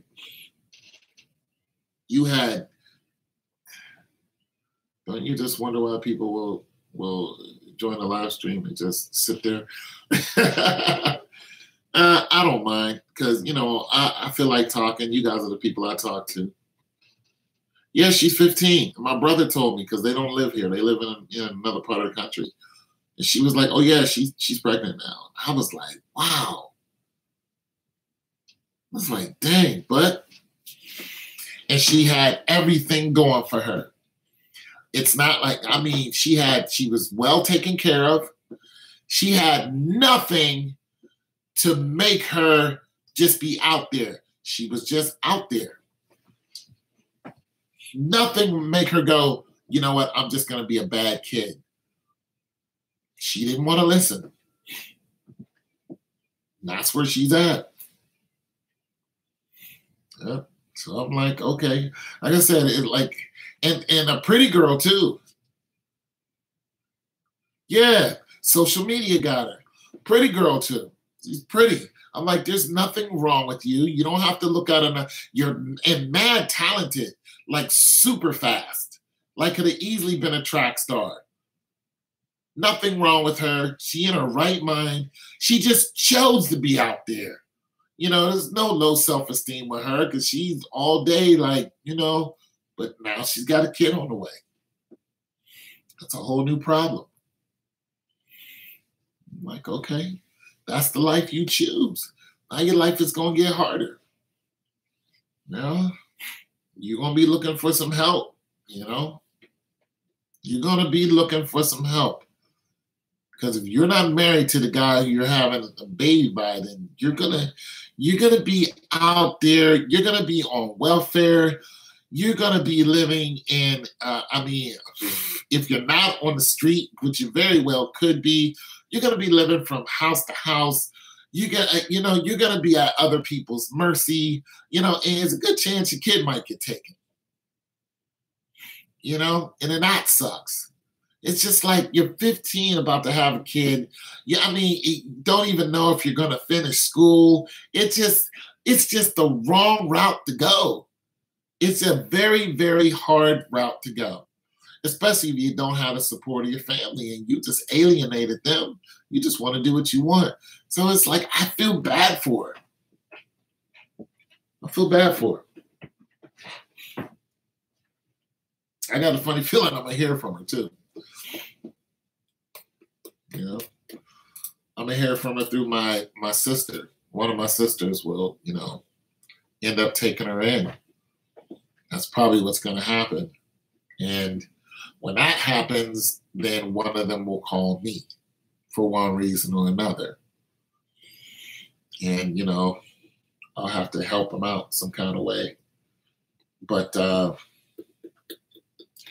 like I'm saying, I've just seen some beautiful young ladies who don't have a problem with self-esteem. They're just gorgeous. And there's nothing wrong with them. But something in their head you know, whether it's their father's not around, something in their head just clicks and then they're done, or they run into the wrong people. They get strung out on some type of drugs, or they get strung out on the attention of social media. It's usually a social media. Social media is not for everybody. And the two young ladies I'm talking about, both of them, and other young ladies that I know, both of them got strung out on social media. It is a drug. The attention that people seek is a drug. It is a spirit. Attention getting spirits is a, look at me, ain't I cute? Look at what I have on today.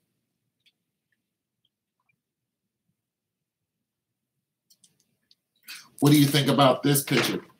They just did a thing on World Star about people taking selfies, and some people who are addicted to taking selfies. Look at me, give me a like. You know, what do you think when somebody doesn't like your picture? If you put it, you know, on Instagram, and then somebody, you know, you only get 200 likes. You know, like that's a thing now. It's a spirit behind it. It's a sickness. It's just like, who cares? I got plenty of pictures up there nobody likes. You don't like my picture, nothing I can do about it. Yeah. It's madness. It's madness. But that's that whole female competition. You know?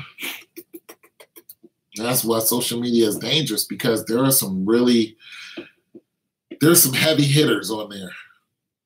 Yeah, I don't either. There are some heavy hitters on Instagram, and if some of these regular chicks are trying to keep up with them, good luck. Good luck with that. Like, that shouldn't even be your angle. There's some chicks on there that just, I just throw my hands up to them. I'm just like, how is this?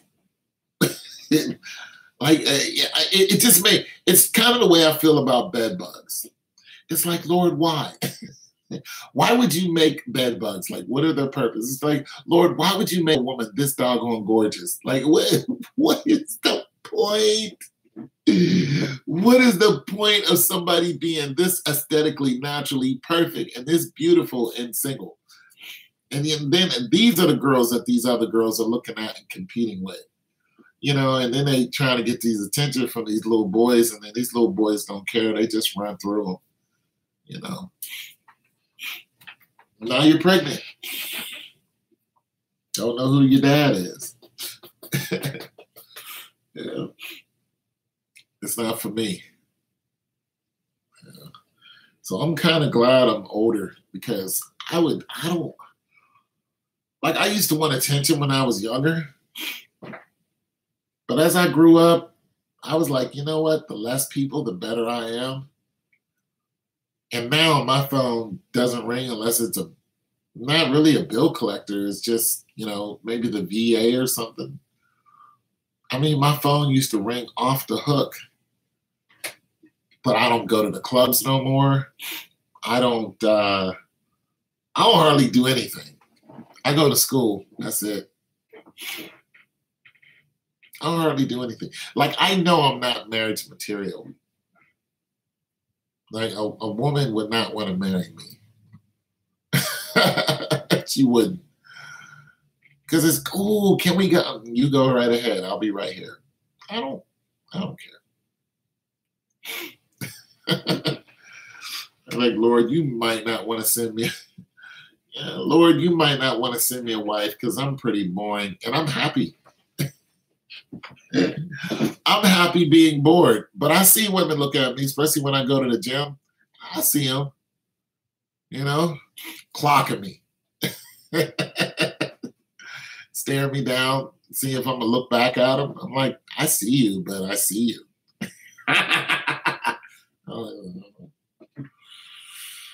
What do you want to talk about? Yeah, no, bye. Yeah, no, bye. Last person I was interested in marrying was, you know, she was out there bad. So I was like, yeah, marriage is not for me. I make bad choices. I may change my mind, but I don't want to get cheated on. I don't want a woman to cheat on me. So, yeah, there's that. I don't want to be cheated. Like, that's one of my biggest fears. You know what I'm saying? If I could find a stellar woman like yourself, Phyllis, yeah, I might do it. You know what I'm saying? I don't want to get cheated on. One woman said, you take all the fun out of cheating. I'm like, there's fun in cheating?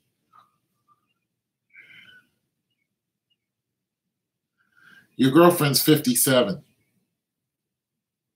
She's too old for me.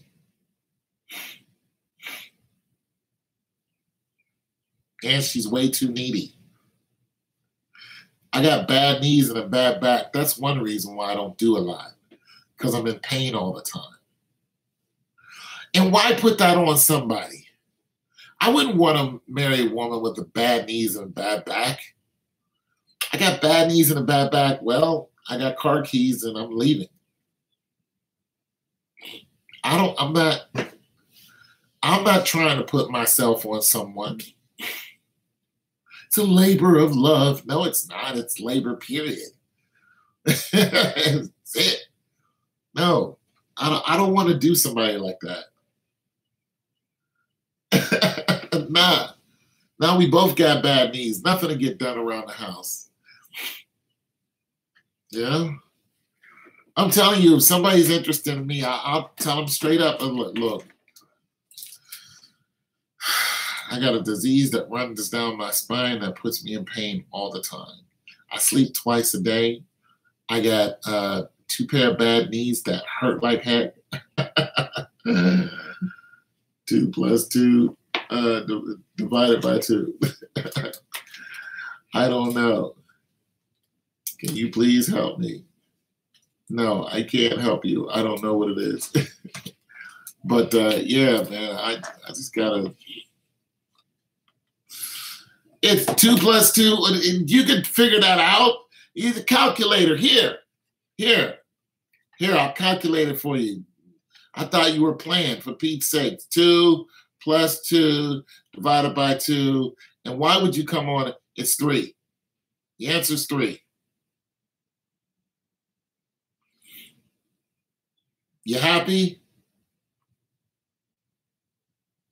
Yeah, the answer is 3. You're welcome. Why would you come on to somebody's live with a math question? That's just kind of out there.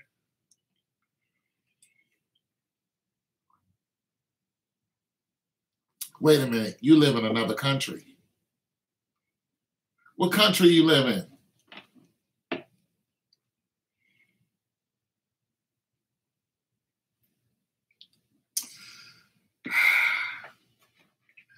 People are strange when you're a stranger. Phyllis, what's your favorite song?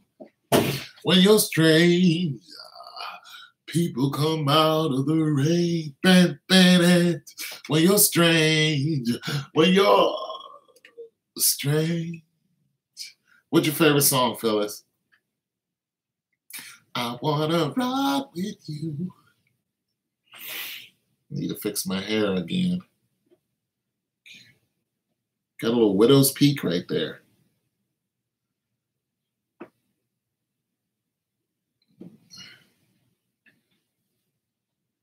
You never heard that song that I was singing? Which one? I Want to Rock With You or People Are Strange? People are strange when you're a stranger. Ever heard that song?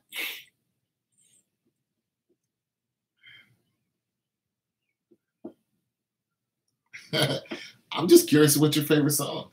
Well, that song that I was singing is by The Doors. It's called When You're Strange. Yeah, by The Doors. Their lead singer killed himself. When You're Strange. They had a great album right before he died. I see a red door and I want it painted black. Yeah, he killed himself. And people still use his music today in movies. People still, like The Doors had one of the greatest albums ever. Gone. Jim Morris. Was his name? Just like NXS, right before they died, right before he died, killed himself. Yeah, most of these guys get these really, really great songs and then they leave. Oh, okay. I love Motown. Yes, I heard of him. Oh, okay. Yeah, Jim Morris. You heard of Jim Morris. I figure you did. When You're Strange. He's a great songwriter, but he stayed high. I see a red door and I want it painted black. I see your smiling face together.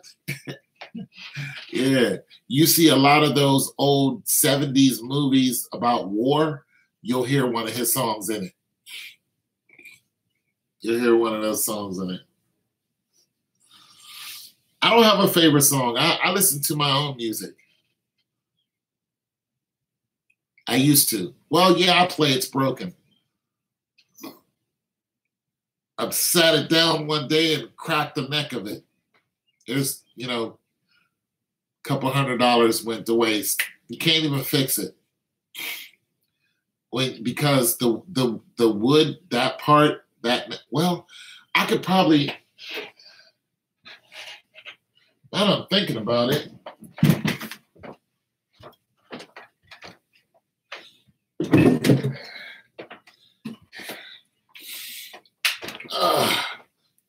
Now that I'm thinking about, I ain't even think about this. Ouch. Now I'm thinking about it. Huh. Nah, no, I can't. Because I was going to have the neck removed and keep the body. But, nah. This is all a solid top. A solid spruce top. So solid tops are, this whole thing is one solid piece. And see, it's cracked. See right here, the damage I done. Now, if I went and tried to put this back together to, loosen up the tensions here.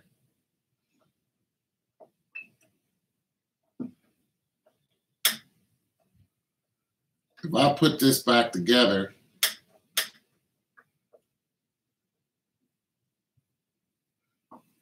some kind of way, the wood on it would, there it goes. So being that this is one solid piece, BB King, yeah. Johnny Cash, love Johnny Cash.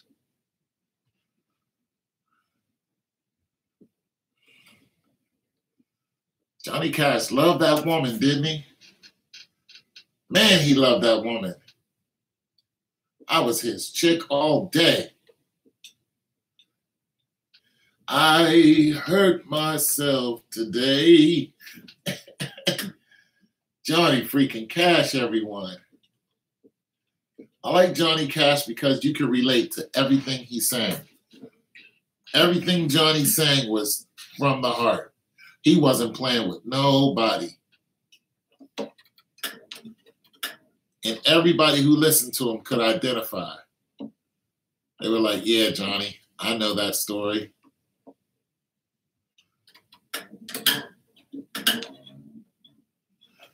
So even if I put this back together some miraculous way, it still wouldn't make a difference because the wood is one piece. And when you have wood that's one piece, he cheated on her? Well, he still loved her.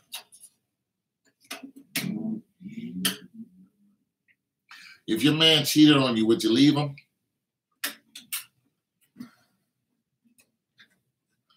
You'd be out, wouldn't you?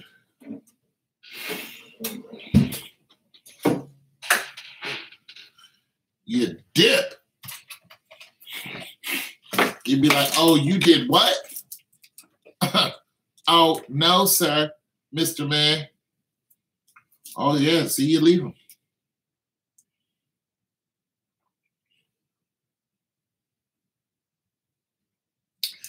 You ain't getting no other woman over here, Mr. Sir. You can forget that. Yeah, well, those are your rules, your house. I'm not a big cheater myself. You know, not interested in it.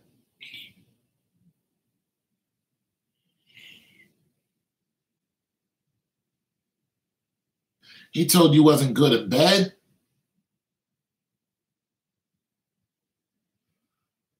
Well, shamalama ding dong. How you gonna do that?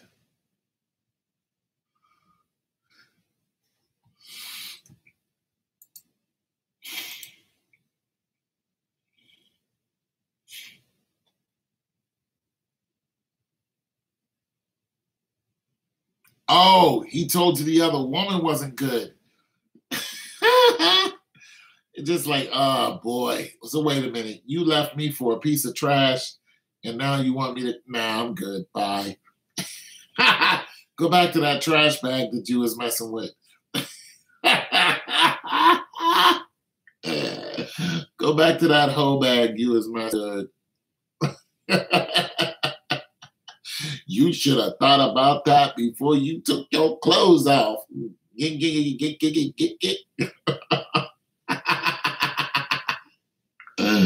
You ever meet her?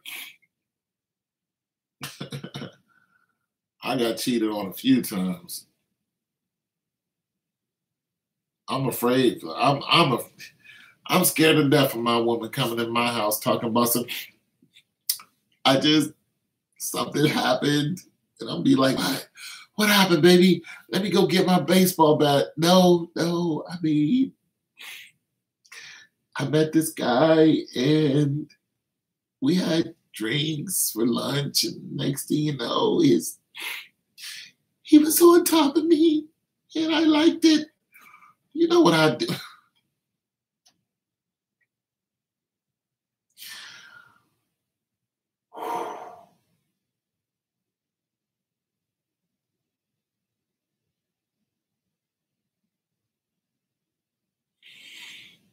I'd probably have to step back and say, wait a minute, what?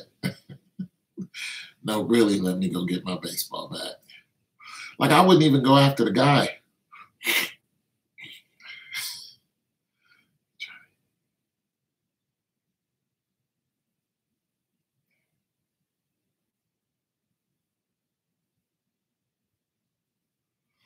Yeah, well, you was that chick. Woman cheat on me, man. I'm not gonna talk to her. I'm not gonna sit there and debate with her. I'm not going to convince her that what she did was all right. I don't want to hear his side of the story, her side of the story. I'm not going to go and attack him. I am not interested in meeting and trying to work it out. As soon as she tells me that she cheated or I find out, it's going to be, and don't let me find out and then you decide to walk in my door, because I'm going to escort you right back out of my house. Yeah, like I'm going to be like, yo, I'm probably going to snatch your pocketbook and take my keys. Give me this right here. Thank you very much. Take my key off. And here's all your stuff. Turn around and boom, later. Don't come back here. Don't call. Don't write. I don't care. Take your kid with you. You too. Out my door, out of my house. I'll send you the stuff wherever you land. Bye. You don't like it, call the police. I'll lock the door. That's it. Don't try to come in. I don't care. God bless your life. I'm not having it. I'm done. And I'm not fighting with you. I'm not swinging on you, no nothing. Because if you swing on me, that's going to be it for you. I'm not doing none of that. I'm going to escort you out of my crib. If you start getting phone calls at 2 in the morning,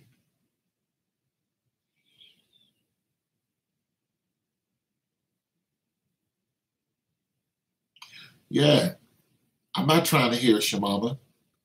I'm not trying to hear it's your daddy calling you. I don't want to hear it's your cousin. What I'm going to say is let it happen again. And you're going to be living with your mama, daddy, and your cousin. I'm telling you now. Let it happen again and see if you don't be living with them. I'm good. And if it's her house, I would be like, you know what? I think I'm just going to go ahead and go. If I'm living at her house, I'll be like, yeah, as a matter of fact, I probably wouldn't even tell her. You get too many calls at 2 in the morning, so I'm going to go stay at this hotel until, I get this, apartment across town. And it was nice knowing you. That's it. I'm not playing with none of these females. I'm not playing their game. I'm not doing the whole liking the picture thing. Nope. I'm not playing none of those games.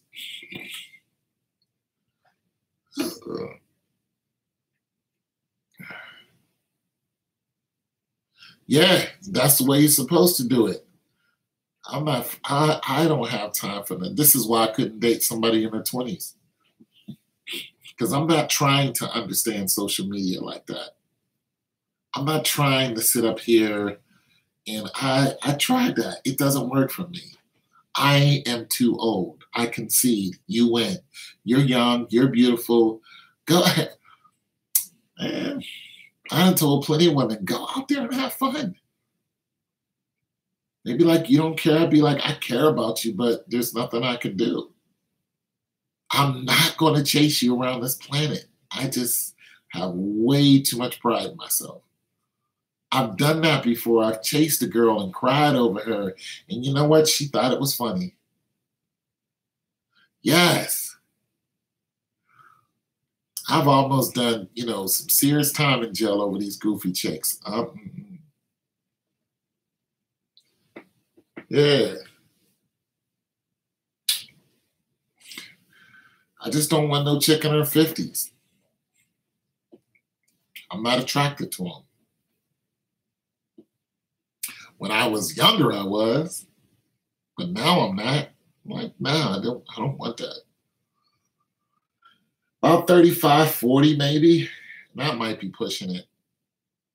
I like looking at young girls, but I don't want one. You know what I'm saying? I like looking at track and field, stars, chicks 21, 22. I love looking at them. You know what I'm saying? But I don't want one of them. Their life is way too fast. You know what I'm saying?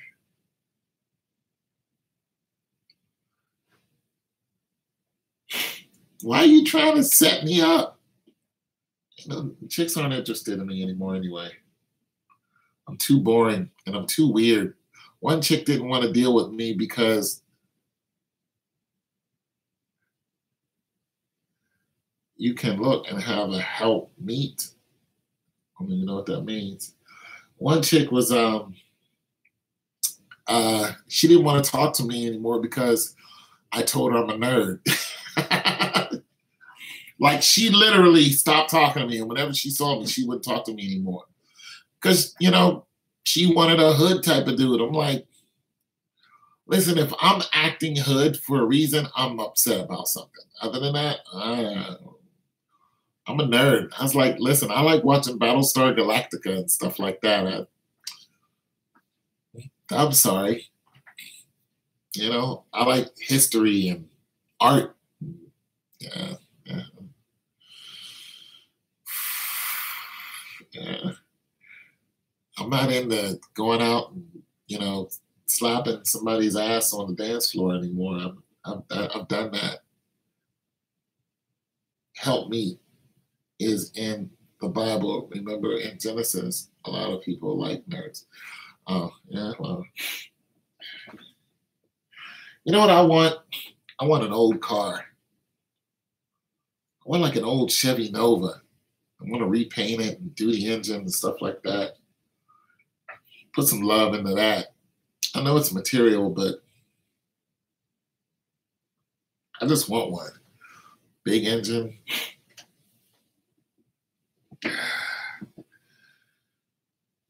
Like I said, I love looking at, like, I'm never going to stop wanting to look at the, young college girls, man. I love looking at them. Because it reminds me of when I was in college. Beautiful girls, man.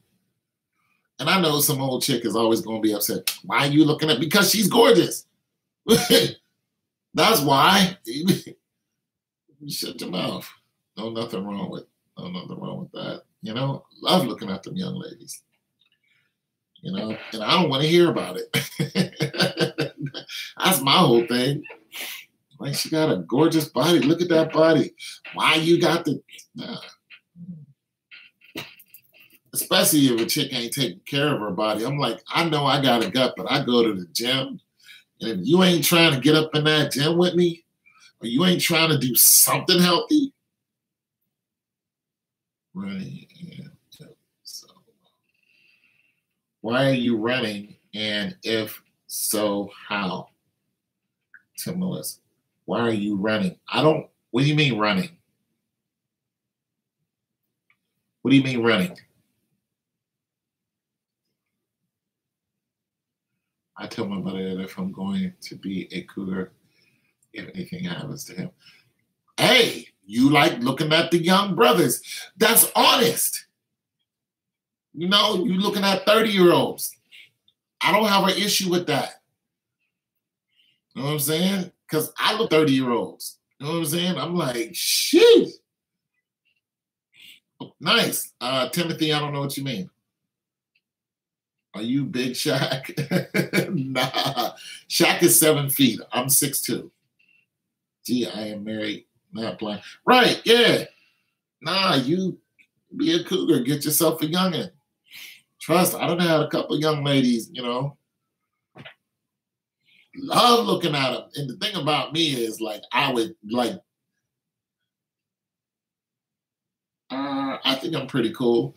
But the thing, the young ladies that I would deal with, they're so used to guys being so aggressive. A lot of times I would just be staring at them. I'd just be like, come here, let me look at you. And they couldn't understand why I just wanted to stare at them and marvel at how good looking they were. They want you to be all, like, I'm cool. Just let me shoot. Just stand still for a second. Here's a couple dollars. Stand still. Shut your mouth. Hey, stand still and shut up. Can you do that for about 5 minutes? All right, thank you. I'm going to run along. I'm cool with that. Come on around the corner. Let me look at you for a minute. Yeah, I'm good now. Sip my soda and I'm cool now. I'm sitting on the porch. I'm good. Hey, come on outside. Let me look at you. Man. Girl, you look like a vision. Thank you very much. All right, I'm good. They can't understand. You don't want nothing else? I'm like, nah, shoot, I'm good. I just wanted to admire you because I know you're a headache and a half. And I don't want to get a headache, but you're absolutely stunning. So yeah, I'm good with just looking at you. I am okay. Spin around 3 times. There you go. Here's 50 cents. Go to the store for me. I used to do that, man. I had some ladies who used to, like they were working these office buildings close to my house. Man, I love it when they got all dressed up and office-y and all that other stuff. Yeah, some of them are shocked when I do that because they want you to be, strip them down and do all this other stuff. I'm like, no. I'm okay with, looking at you and just marveling at the fact that, God created something so gorgeous and that you're here. And some of them just don't get that. You know what I'm saying? I used to call them over on lunch. They'd be on lunch and be like, what you doing? They come on over here and let me stare at you. And they would come on over and I'd just be sitting there like, man, you ain't no joke, girl. You built like a Mack truck. Just I love the whole high heels with the whole office attire. Woo, hot damn. I love all that. I just like checking them out like, man, oh man, you look like a vision. I'd take a little picture of them. Can I take a picture of you in that outfit? Click. Thank you, baby. Stare at it for a while, throw it away. It is what it is. You know? I love all that. Shoot, I was thinking about getting into photography, but I don't want all that traffic, you know. Plus, I don't want any of the boyfriend issues.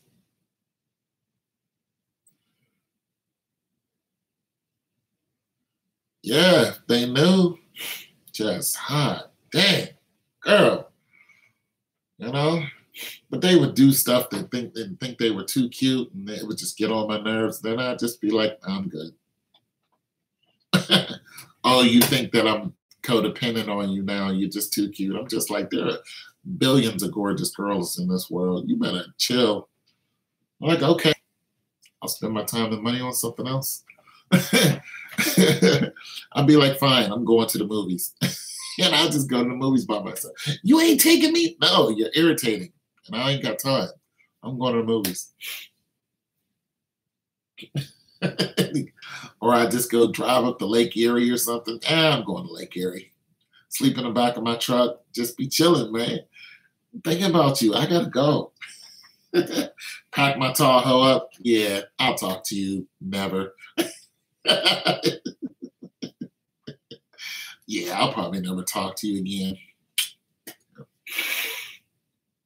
And be out, man. I'm just so apathetic when it comes to relationships now. You're like Kanye without the talent, like Jackie Chan, but a little like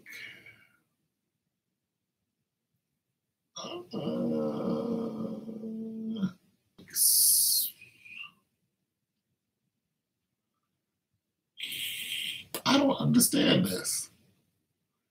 Let me show you what I'm really like. You're like, how do I say?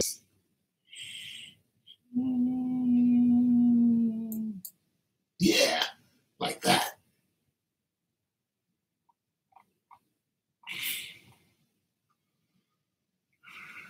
Yeah, man. How long were you here in Atlanta? About a year or so.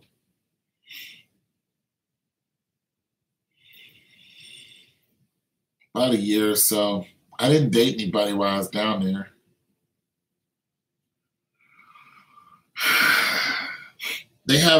People in Atlanta have a whole different vibe to me. I just went down there to work. I didn't really care about anything. You know, I wasn't trying to find anyone. I was trying to, you know, be near my kid and do right by her. Plus, I was already dating a couple people here where I live now. And although they were dating other people, they were giving me exactly what I needed. So I wasn't like, I didn't need a bunch of, you know, I didn't need to have somebody in my face all the time. But when I called on them to do something for me, they would do it. At one time, I was dating like 8 different women. And they lived all over the place. But I dated them because they were educated and they would pretty much do stuff that I needed done, like right now. So I kind of they were just like my Charlie's Angels type of stuff, but you know, without any violence. It's just when I needed something, I needed a place to stay for a minute. I needed a help with fixing my car. You know, I needed to get a bus ticket somewhere or to get someone a bus ticket, but they all had really good jobs. So if I needed something, a lot of times they would just, a lot of times they would offer me stuff. I've had a millionaire chick wanted to marry me. I was like, no. So a lot of, because I worked in that office atmosphere, but I couldn't keep a job. I kept getting fired. But these women, they liked my image, so, they would latch on to me in some type of shape, form, or fashion. And, if I went to court or went to jail, a woman would bail me out. If a woman sent me to jail or I had to go to court because of a woman, I would have 2 other women show up. And they would all be in dress attire, looking right.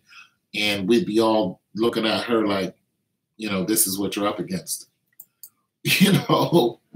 So I just didn't play when it came to that realm. I had enough chicks to spare.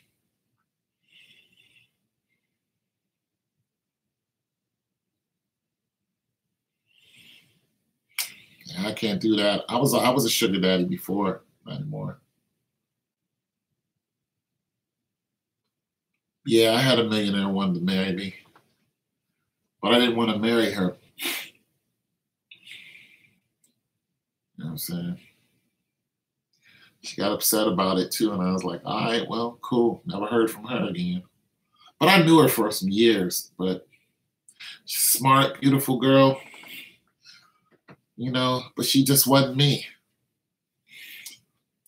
I've had a lot of women with money want to marry me.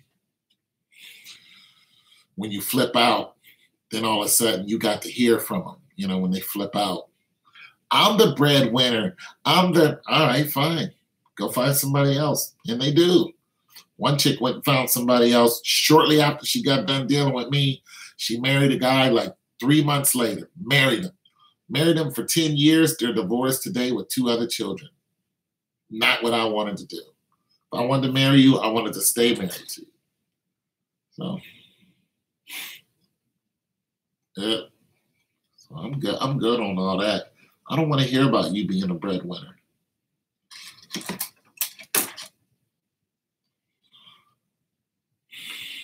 Yeah. I'm not trying to hear that. I'm the one who makes all of it. Get out of my house. The reason why I didn't marry some of these chicks is because I did have a chick kick me out when I was homeless. She's like, get out. For some arbitrary reason. I was like, damn, it's like that. Get out. I was like, all right. I never lived with another woman again. I would always keep my apartment. Chicks be, come and stay with me. I'll be like, I can stay out there for a couple nights. But I'm not going to give up. I've had a couple women, no, get rid of your apartment. Nope. Yeah. In a heartbeat, I'm up here giving you plenty of love, and all of a sudden you want to go mess with another dude. I got to leave. I'm the burden. Now I don't have a place to stay. I'm on the street now. Not me. You're not going to convince me of that. I was like, all right. I had to go stay on campus. They had these rooms that they were renting $200 a month. They were dorm rooms, but they were raggedy. And I remember I was living in a dorm room. We shared a kitchen, but I never used the kitchen because it was filthy. The bathrooms were filthy, because you had all kind of strange people there living there. So I pretty much went to work, came home, stayed in my room. And then I met another young lady who I met at a grocery store. And she was, she was nice, but she was strange. And, I got to know her. And she was like, well, where do you live? I showed her where I lived. I stay in this raggedy dorm room.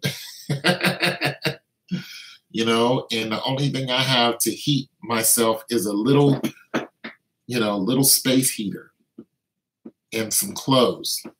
And it would be cold as heck in there. And, eventually after I, would see her, she'd be like, you can come live with me. So I came to live with her, but then she would treat me like crap after I started living with her. She wanted to sleep with me, but she didn't want me, but she wanted to show out whenever we went out. She wanted all this attention from these other guys. And, I started to fall in love with her, but then I realized that she was out there. She was doing stuff, and she kept doing it and kept doing it. And eventually, after a while, it just got to me.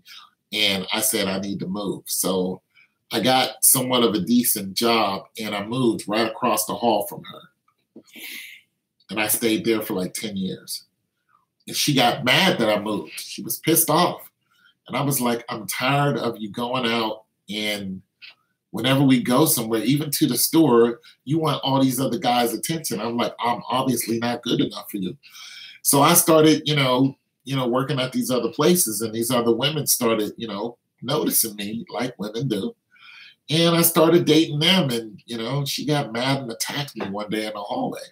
She attacked me a couple times, But I was like, you did this. I could have been your husband. We could have been married. We could have done the thing. We were both young. We could have had all that, but you chose to be a whore. So I'm leaving. And, she'd come by and I would have company. I don't know what to tell you. I'd pull right up, beep, beep, beep the horn. I'd be like, look, I got to go. She'd be mad as fire. I'd be like, I got to go. And I'd be gone all night. She's mad as hell. Oh, I'd be gone all night. Be over this other chick's house. That's it. There's nothing I could tell you. We dated off and on for a while, but she ended up, having a kid by somebody, and that's it. But I can't play those games no more. I just can't. I have no interest in that type of lifestyle. Fighting with these chicks and, trying to scratch my eyes out. Chicks hit me because I'm soft-spoken. I'm like, oh, man, I don't want to do this. You can't hit me back because I'm a woman. Next thing you know, you're laying on the ground talking about the police. I'm calling the police. I'm like, fine. You tried to scratch my eyes out, You ended up on the ground. I threw it on the ground. Now you're on the ground. How's it feel to be on the ground? In front of everybody. Like, you're not just on the ground. It's like people are looking at you and you're on the ground. Yeah. You know what I'm saying? But that's what you get. So.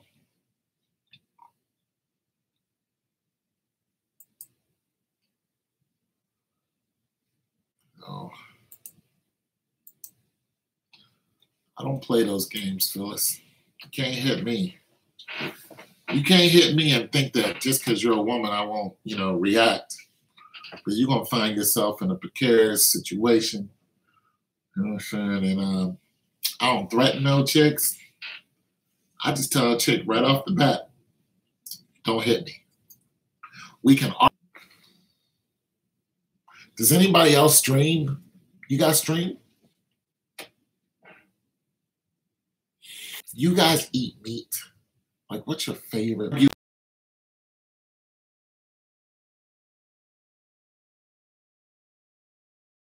got paper to do. But I don't eat meat. Do you eat meat? I eat meat. I used to. Your body starts to change when you don't eat meat. Like, I noticed I got weaker. Like, I used to put up 335.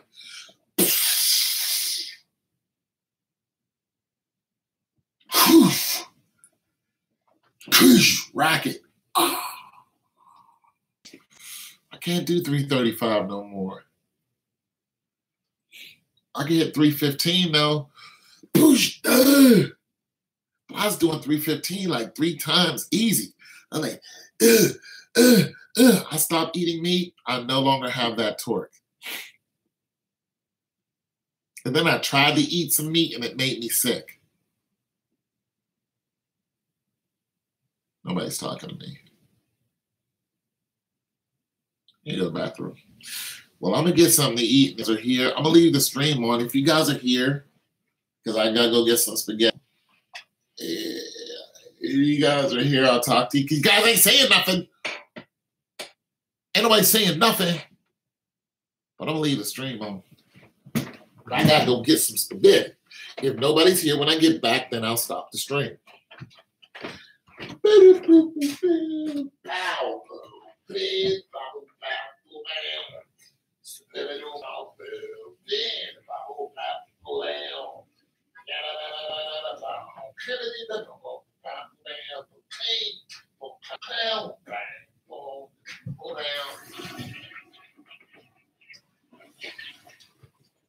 You know what?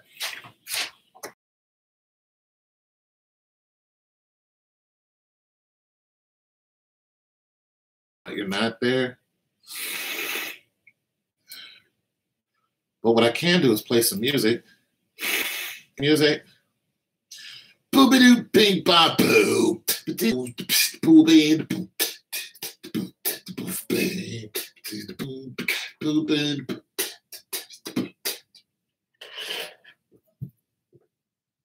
That can't be right.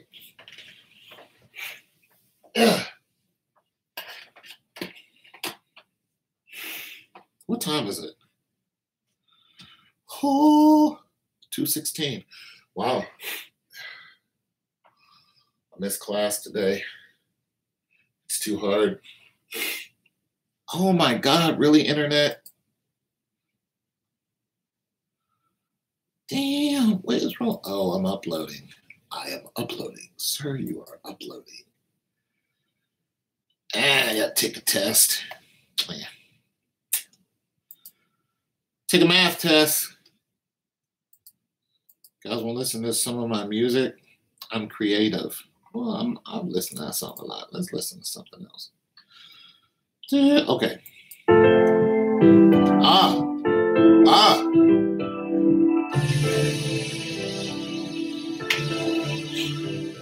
Ooh.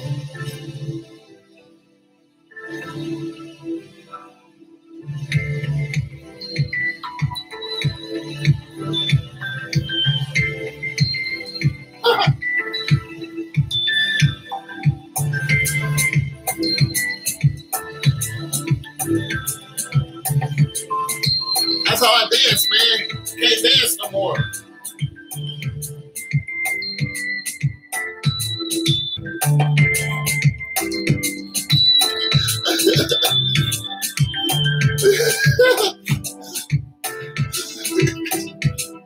I can't dance.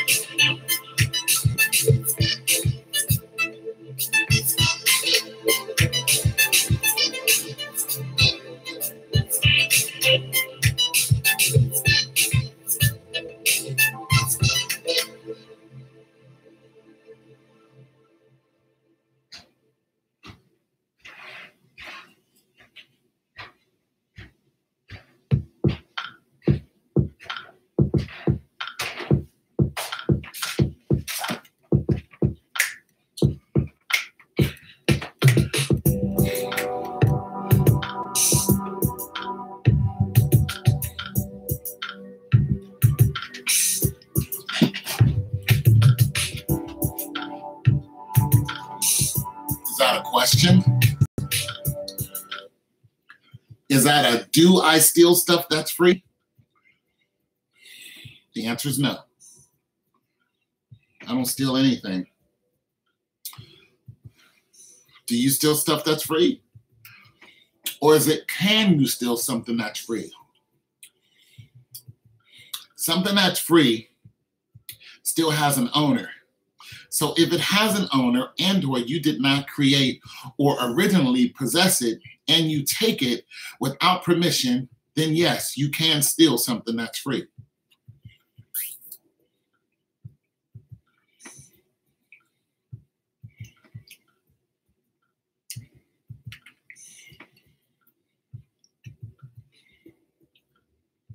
Any other questions?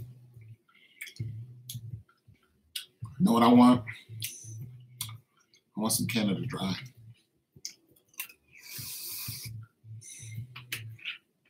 Or family knee hurt. I want some Canada Dry.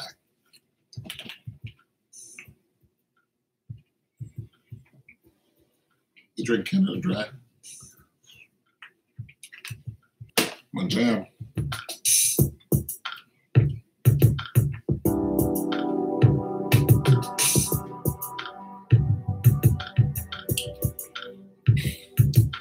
Turned the heat up. I shouldn't have done that.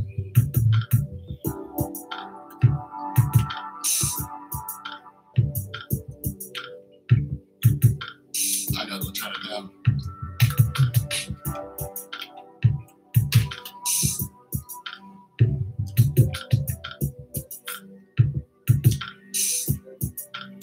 If a girl tells you she likes you,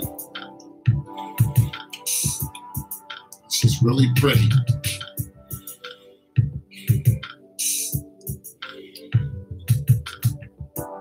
Does that scare you?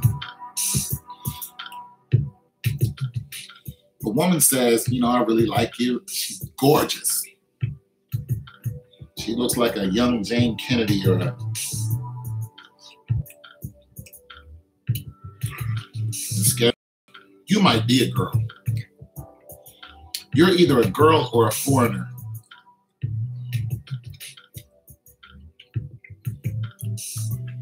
Or you might be the police or something. I don't know.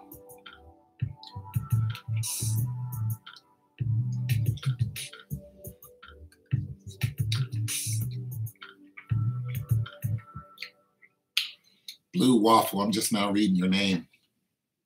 You're definitely a guy, and that's pretty damn. You're a guy, and that's gross. blue waffle.